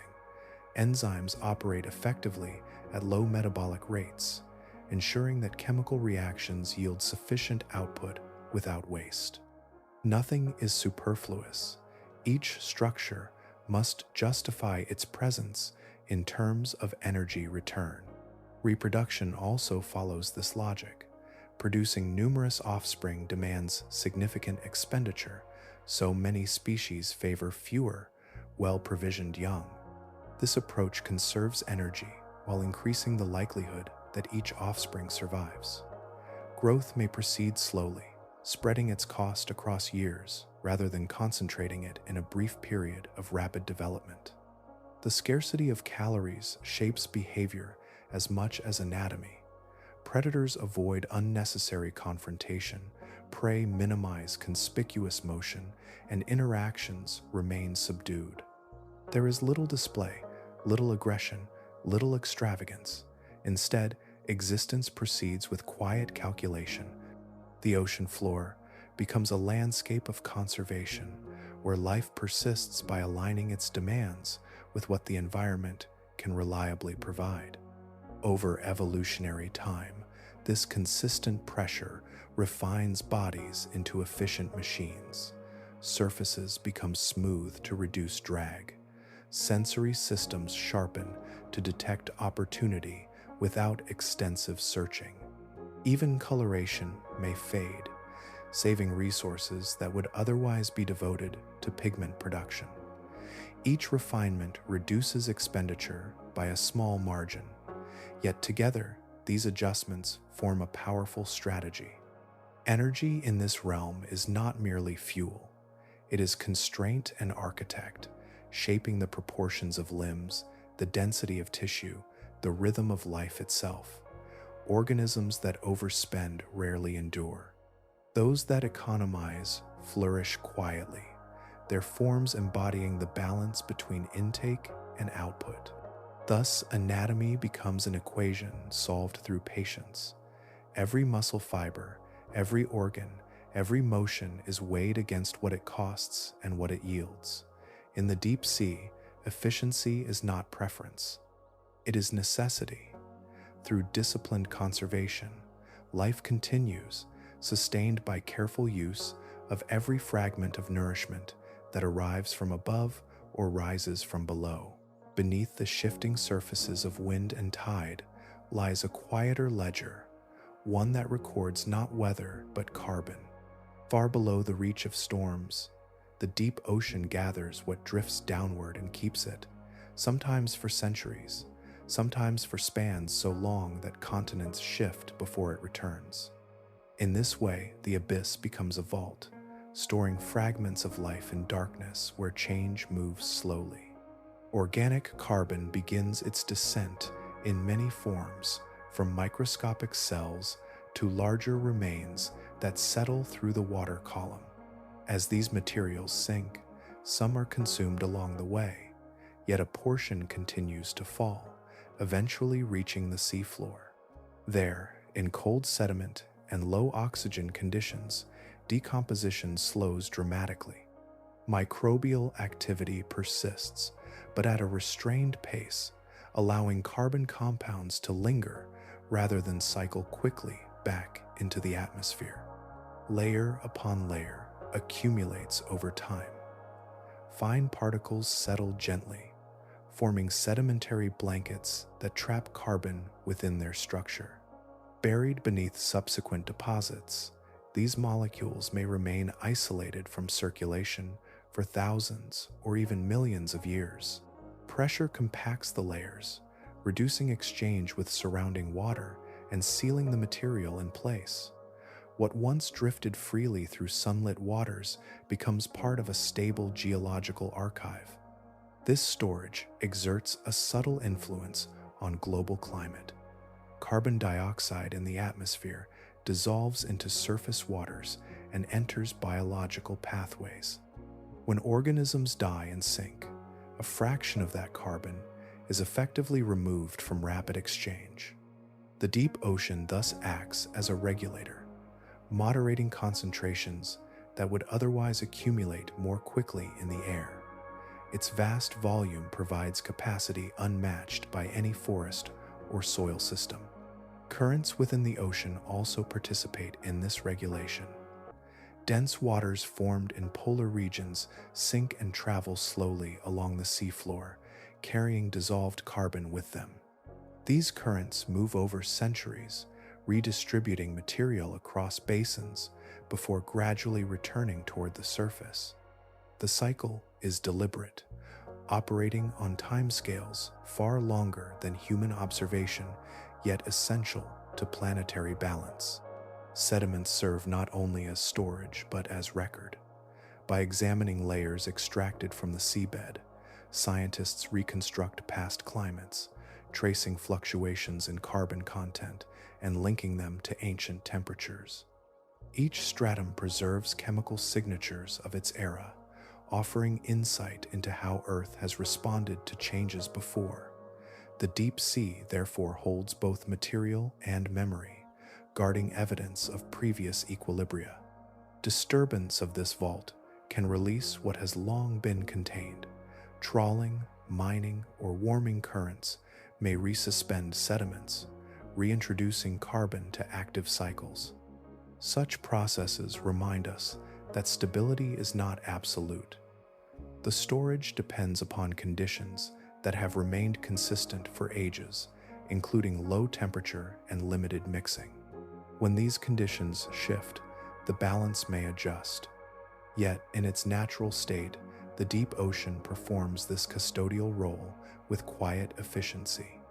No visible motion announces the sequestration, no sound marks the burial. The process unfolds continuously, particle by particle, season after season. Carbon settles, is compressed, and becomes part of the vast interior record. Through this patient accumulation, the abyss contributes to climate stability on a planetary scale. Its darkness conceals a function of immense significance, one that links microscopic life to atmospheric composition. The deep sea does not intervene actively, it simply receives and retains its sediments, holding carbon in trust across epochs. In that steady retention lies a form of guardianship, subtle yet profound, sustaining balance through enduring stillness. Along the ocean floor, there are landscapes that grow more slowly than forests and endure longer than civilizations. Structures rise there not from rock alone, but from living colonies, delicate frameworks assembled particle by particle across centuries.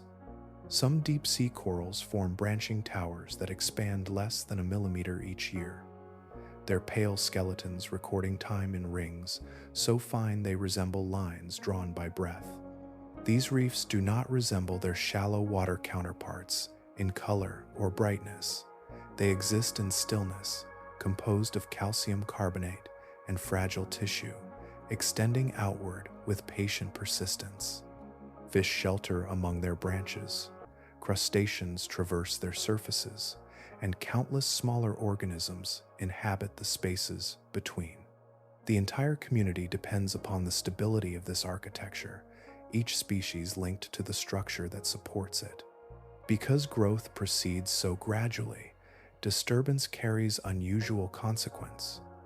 When heavy fishing gear drags across the seabed, nets and metal frames can break coral formations in moments. What took centuries to assemble may collapse in a single pass. Fragments scatter across the sediment, leaving open ground where complexity once stood. The surrounding animals disperse or perish, their habitat removed faster than it can be rebuilt. Recovery unfolds on timescales that challenge human perception. A damaged reef may require hundreds or thousands of years to return to its previous form, if it returns at all. Young coral larvae must first settle, then begin their slow secretion of skeleton. Branches lengthen by fractions of a centimeter, decade after decade, until the structure gradually regains dimension. During that long interval, the diversity once supported by the reef remains diminished. Trawling is not the only disturbance. Mining exploration, cable placement, and shifting currents influenced by warming waters can also alter these habitats. Sediment stirred from the seabed may settle upon living colonies, blocking feeding structures and reducing growth. Even small changes accumulate, for organisms adapted to constancy rarely withstand rapid variation. The fragility of these ecosystems lies not in weakness but in tempo. Their processes operate so slowly that any sudden disruption exceeds their capacity to respond. Life continues, yet the intricate arrangements that once defined a region may not reappear within many human generations. Patience, which allowed them to form, cannot hasten their repair. Some reefs, discovered in deep waters, have been dated to more than 4,000 years in age. Their oldest layers began forming long before recorded history, extending through eras without interruption. Each layer reflects conditions of its time, chemical traces preserved in mineral bands. To encounter such a structure is to witness duration made visible, a record of persistence shaped by quiet growth. When intact, these reefs act as centers of abundance. Currents flowing past their branches deposit nutrients, and the complex surfaces create countless niches where life can settle. Fish rest within their shelter, invertebrates anchor along their ridges, and microbial communities coat their skeletons. The reef becomes a living scaffold, sustaining organisms that depend upon its presence. If broken, that network dissolves. Without the supporting framework, species disperse and local diversity declines. The seafloor returns to a simpler state, one that may remain unchanged for centuries. Nothing dramatic marks this transition. It occurs without sound or sudden movement, a gentle absence where intricacy once existed. Thus, these deep communities reveal a paradox. They endure across immense spans, yet they can be altered swiftly. Their resilience lies in patience, their vulnerability in interruption. Within their pale branches and ancient layers rests a testament to time itself and to the delicate balance required for such time to continue undisturbed. Change arrives slowly in the deep ocean, yet it does arrive. For centuries, the abyss seemed insulated from surface events, buffered by distance and density. Now subtle signals descend through the water column, carried by shifting currents and altered chemistry. Temperature, once nearly constant, shows faint but measurable rise even at great depth. Heat absorbed at the surface does not remain there. Through processes of mixing and circulation, warmer waters gradually sink and spread. The change may be only fractions of a degree, yet in environments defined by stability, such increments matter. Organisms whose enzymes and membranes are tuned to narrow thermal ranges must adjust to conditions that differ from those under which they evolved. Alongside warming comes a quiet rearrangement of oxygen. In certain regions, layers of low oxygen known as minimum zones have begun to expand. These zones form where circulation slows and respiration consumes dissolved oxygen faster than it can be replenished. As surface temperatures increase, stratification strengthens, reducing the downward mixing that once refreshed deeper layers. The result is a gradual thinning of breathable space. For animals already living near physiological limits, reduced oxygen can constrain movement and growth. Metabolic processes depend upon steady supply, and when that supply diminishes, activity must be curtailed further. Some species may shift their ranges, moving toward areas where oxygen remains sufficient. Others may persist through adjustments in metabolism, yet not all possess that flexibility. Chemical changes accompany these shifts. As atmospheric carbon dioxide rises, more dissolves into seawater, forming carbonic acid and lowering pH. Though the deep ocean absorbs this influx slowly, the signal is present. Increased acidity alters the availability of carbonate ions, the building blocks required for shells and skeletons. Organisms that rely on calcium carbonate structures may find it more difficult to maintain or repair them. Corals, mollusks, and certain planktonic forms respond to these changes with subtle modifications in growth. Calcification rates may decline, and existing structures may become more vulnerable to dissolution. In habitats where growth is already measured in millimeters per year, even small reductions carry long-term implications. Structures that once accumulated steadily may stabilize or erode.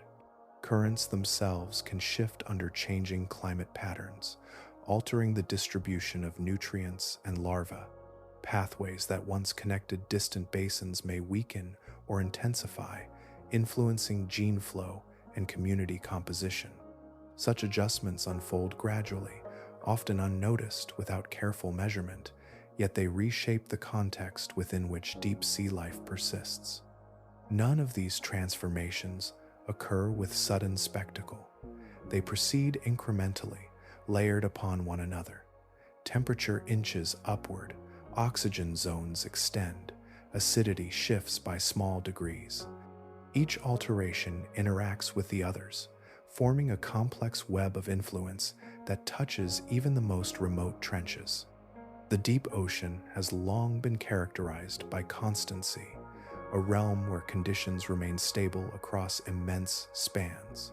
As climate change reaches downward, that constancy becomes less absolute. Species adapted to narrow parameters face a future of subtle variability. Some will adjust, drawing upon genetic diversity accumulated over ages. Others may decline where thresholds are crossed. Yet the process remains quiet, unfolding beneath waves far from view. Instruments lowered into darkness record trends that would otherwise remain hidden. Through these measurements, scientists trace the descent of surface change into the abyss, recognizing that no part of the planet stands entirely apart. In this way, the deep sea, once thought immune to rapid transformation, reveals its connection to global systems. Warming, deoxygenation, and acidification do not halt at the continental shelf. They continue downward, shaping even the most distant habitats. The abyss receives these changes as it receives all things, gradually and without noise, yet their presence is real and enduring. Maps of the world often appear complete, their continents crisp and their coastlines precise. Yet beneath the oceans, the picture softens into wide regions of uncertainty. Vast stretches of seafloor remain only roughly sketched, their contours inferred from distant measurements rather than seen directly. Less than 25% has been charted in detail, leaving most of the planet's largest habitat still waiting in obscurity. Where knowledge fades, imagination once filled the gaps, but now instruments descend to replace speculation with observation. Remotely operated vehicles glide through darkness, carrying cameras, lights, and delicate arms, revealing terrain no human eyes have witnessed before. Each descent returns with images of ridges, plains, and living forms that expand the known boundaries of life. New species appear with surprising frequency. A single expedition may document creatures unlike any previously recorded, their bodies shaped by conditions unique to their hidden surroundings. Some resemble delicate glass sculptures, others suggest fragments of drifting silk, and still others display structures so unfamiliar that classification requires years of study. The catalog of ocean life grows steadily, yet it remains only a fraction of what exists. Many regions have never been visited even once. Mountain chains higher than the Alps and valleys deeper than any canyon lie unobserved, shaped by tectonic forces and time. Hydrothermal fields, mineral gardens, and soft sediment basins form habitats whose inhabitants remain unnamed. The absence of observation does not imply emptiness. It simply reflects the limits of our journeys. Because exploration is recent, patterns are still emerging. Scientists compare recordings, samples, and genetic traces, assembling clues about distribution and relationship. Distinct communities appear separated by subtle barriers, while others extend across entire basins. With each mission, the picture becomes clearer, yet the overall canvas continues to widen as new data reveals further complexity. The unknown portion is not small. It includes most abyssal plains, countless seamounts, and trenches whose depths exceed familiar scale. In those places, evolution proceeds beyond observation, shaping organisms without witness. Forms arise, persist, and vanish without record, their existence known only if chance guides a vehicle near enough to see them. This vast remainder invites patience rather than conquest.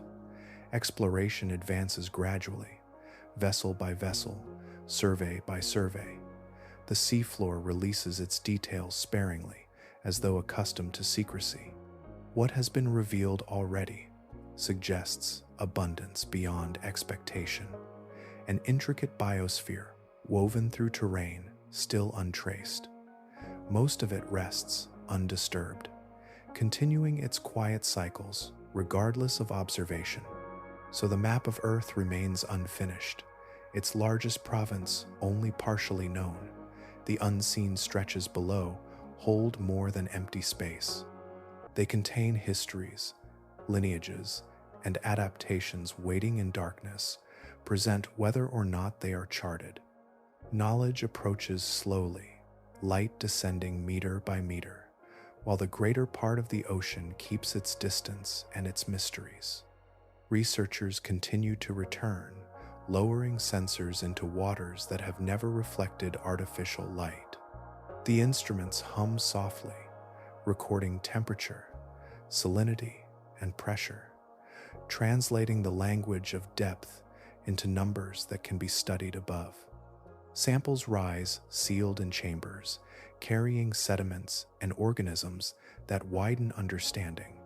With every retrieval, the boundary of ignorance recedes slightly, though it never disappears. Beyond those measurements lie further realms awaiting their first visitation. Currents move across ridges no lens has traced, and living shapes drift through corridors, no chart records. The planet holds this hidden expanse with quiet reserve, as if content to remain partly unknown. Its vastness ensures that discovery will continue far into the future, unfolding gently as exploration persists. Much remains concealed below, a silent frontier still shaping life in secrecy beyond all maps drawn yet.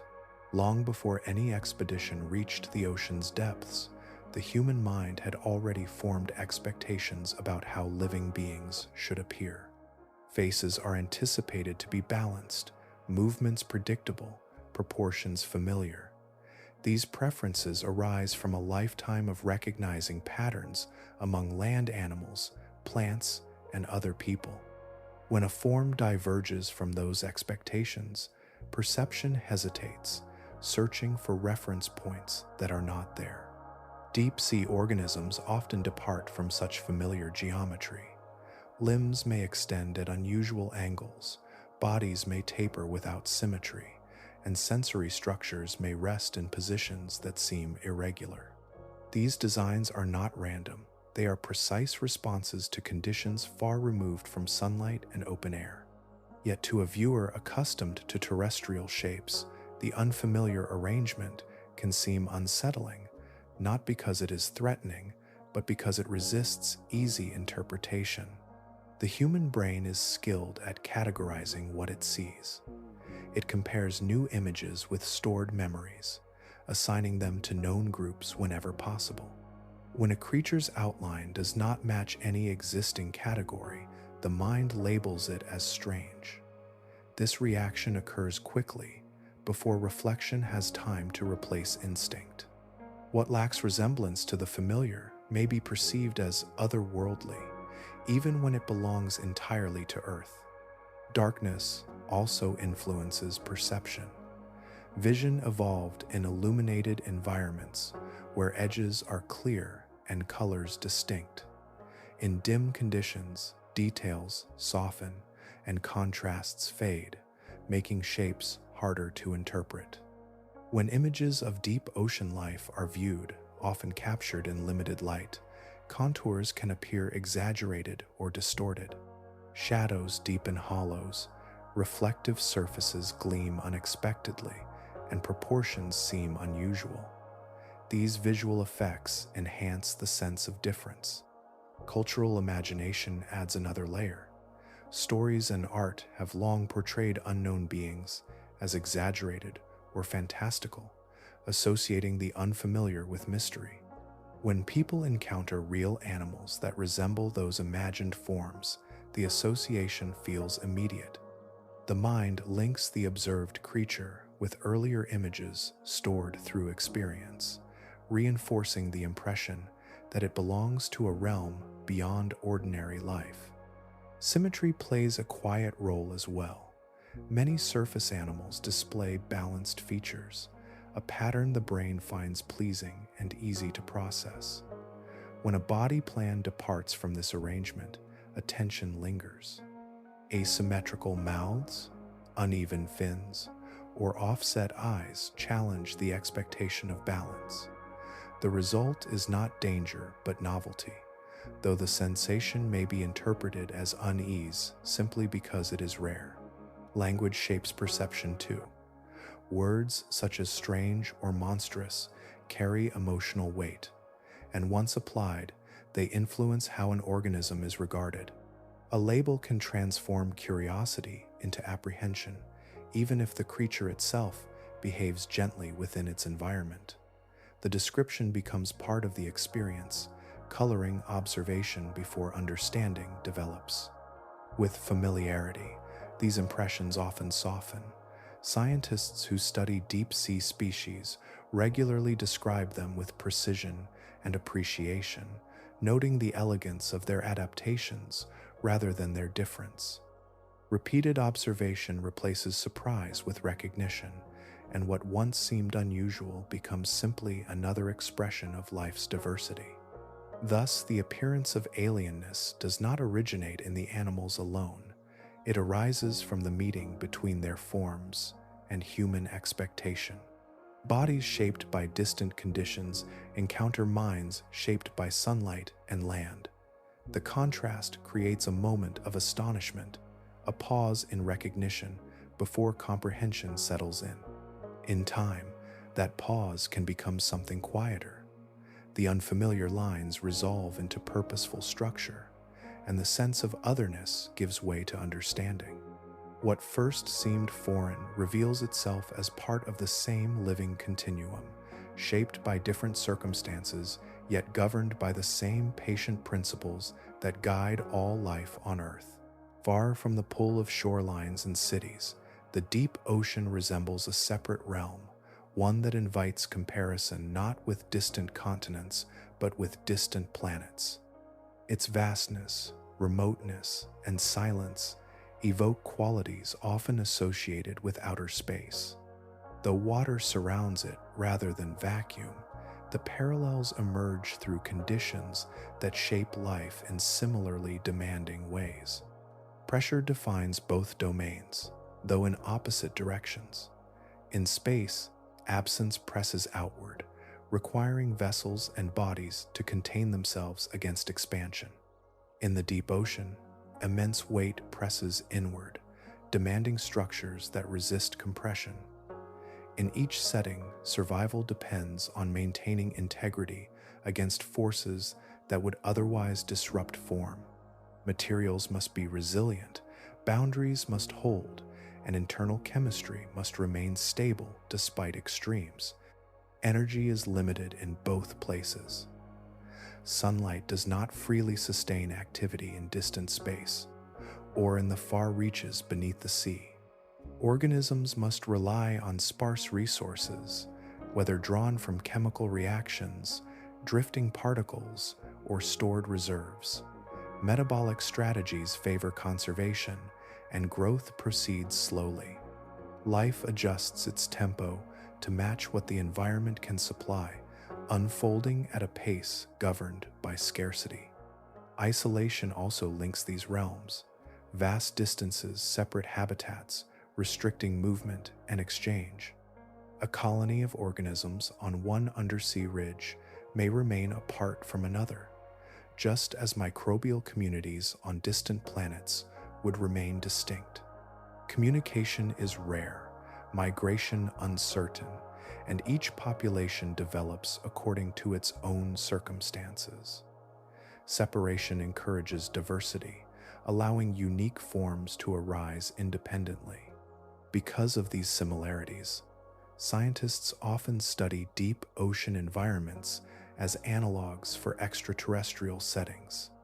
Conditions found near certain seafloor features resemble those expected on icy moons or subsurface oceans beyond Earth. By examining how terrestrial organisms endure darkness, pressure, and limited energy, researchers gain insight into the possibilities for life elsewhere.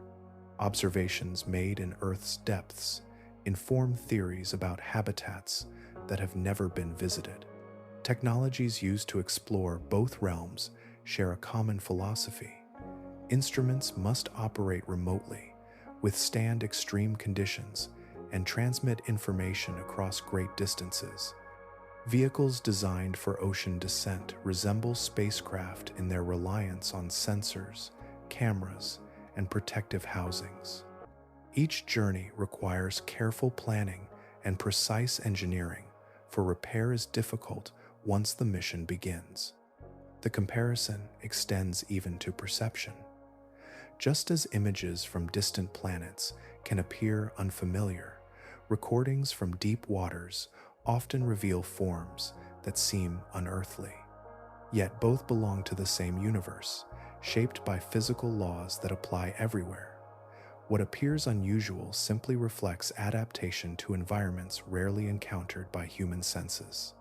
Despite these parallels, the deep ocean remains closer than any celestial body. It lies beneath the same sky, connected to the same planetary systems that sustain life on land. Studying it offers a way to understand how living processes respond to extreme conditions without leaving Earth. Each discovery broadens knowledge not only of our planet, but of life's potential across the cosmos. In this sense, the abyss serves as a bridge between worlds. It demonstrates that existence can persist where light is absent, where pressure is immense, and where resources are few. Such evidence reshapes expectations, suggesting that life need not resemble familiar forms to thrive. The lessons drawn from these depths echo outward, informing the search for living systems beyond Earth while deepening appreciation for the hidden realms within it. Thus, the ocean and the cosmos reflect one another in quiet ways. Both contain expanses largely unexplored.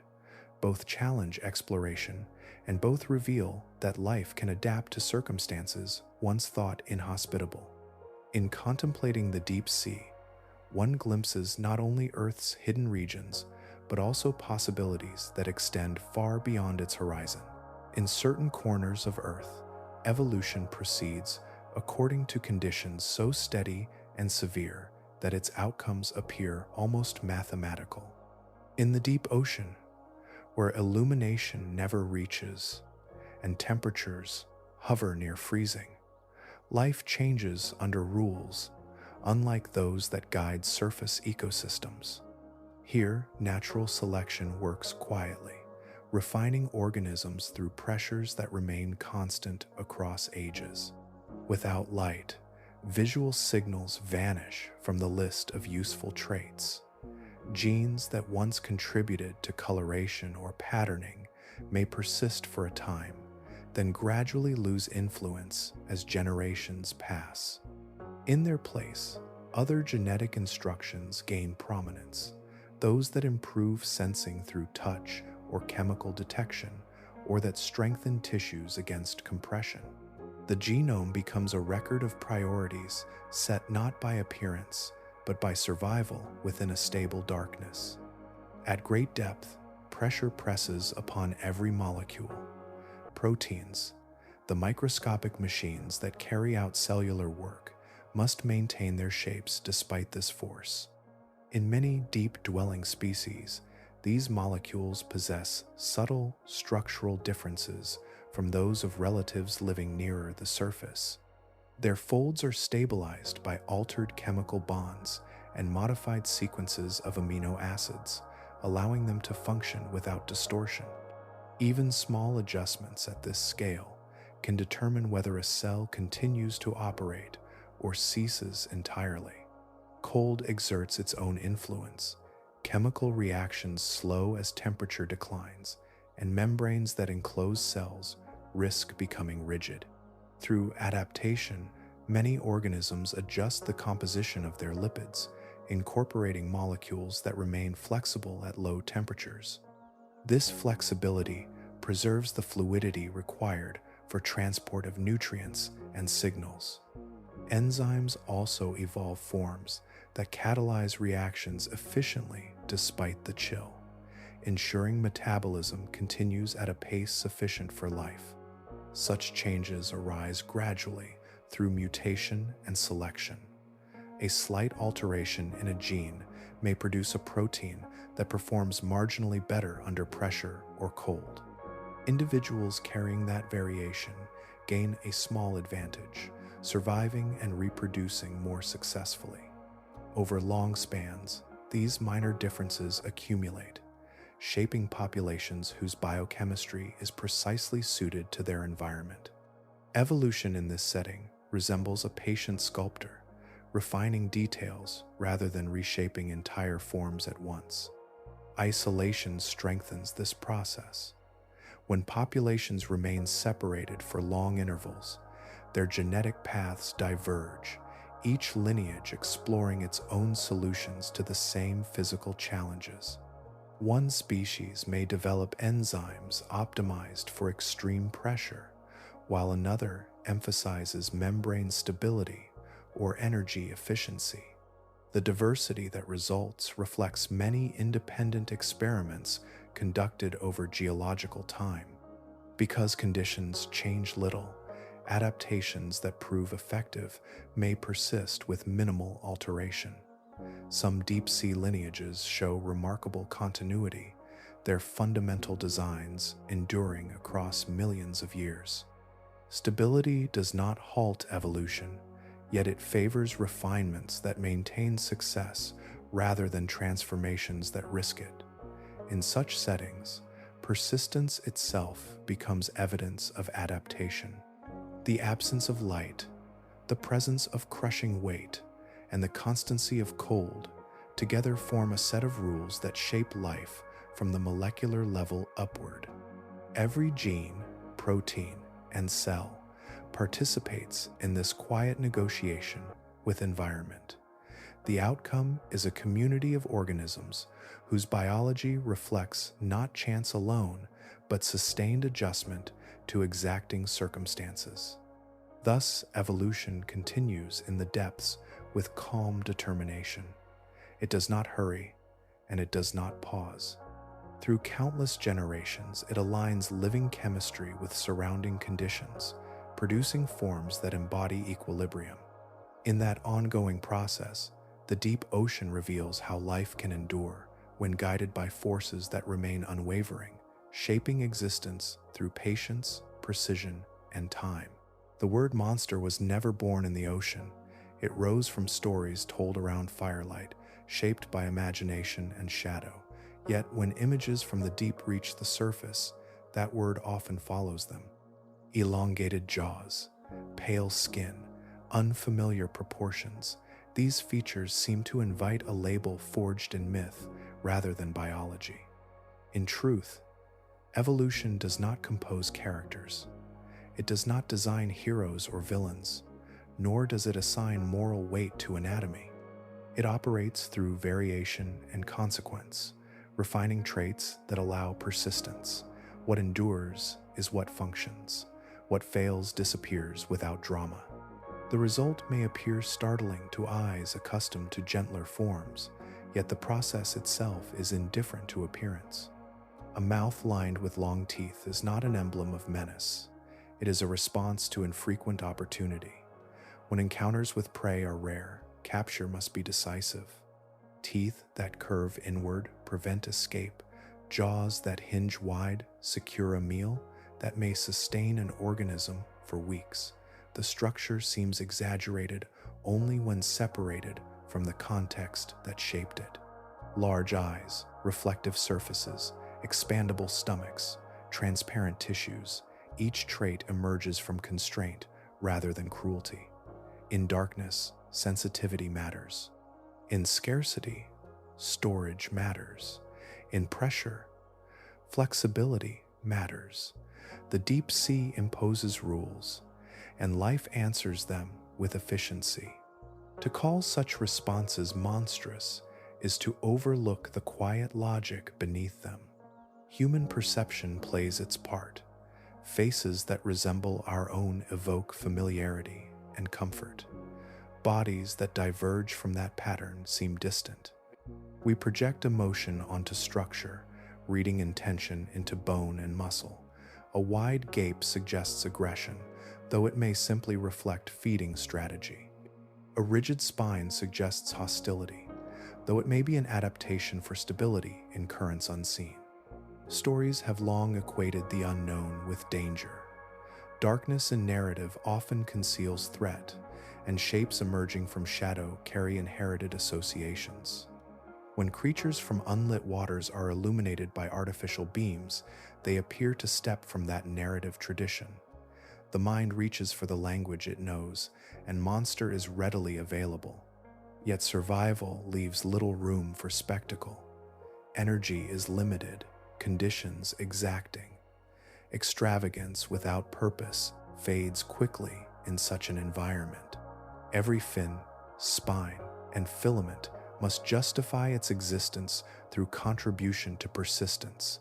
Over generations, waste is trimmed away. What remains is not theatrical, but precise. Even the most unusual features reveal coherence when examined closely. A translucent body reduces visibility. A dangling lure concentrates scarce prey. A gelatinous frame conserves metabolic cost.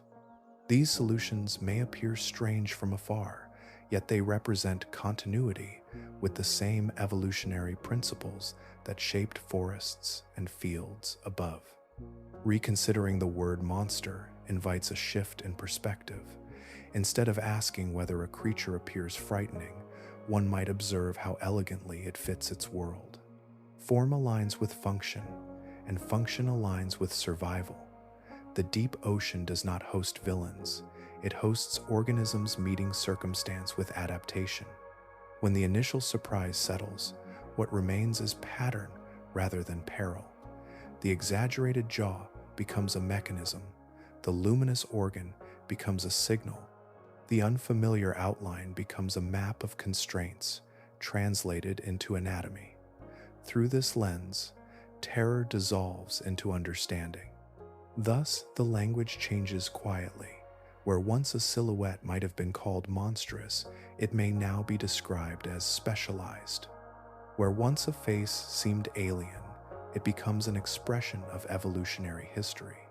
The deep sea continues unchanged, its inhabitants neither sinister nor benign, simply alive within the parameters that surround them.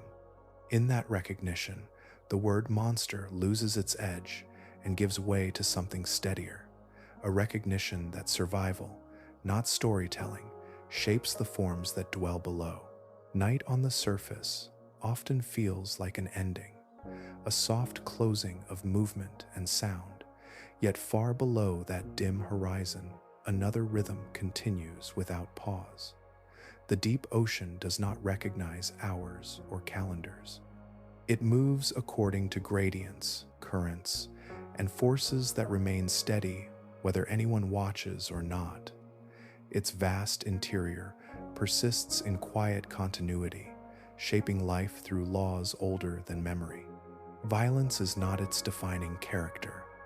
Though predation exists and survival carries risk, the dominant quality is steadiness. Water presses, temperatures remain low, and chemistry holds its proportions. These conditions do not surge or recede with sudden change. They persist, forming a background that life adjusts to with careful precision. In such constancy, transformation unfolds gradually rather than abruptly. Patience governs every process there. Sediments settle grain by grain, tissues grow cell by cell, and generations follow one another in unbroken succession. Nothing hastens. Even movement through the water often appears deliberate, guided more by necessity than by impulse.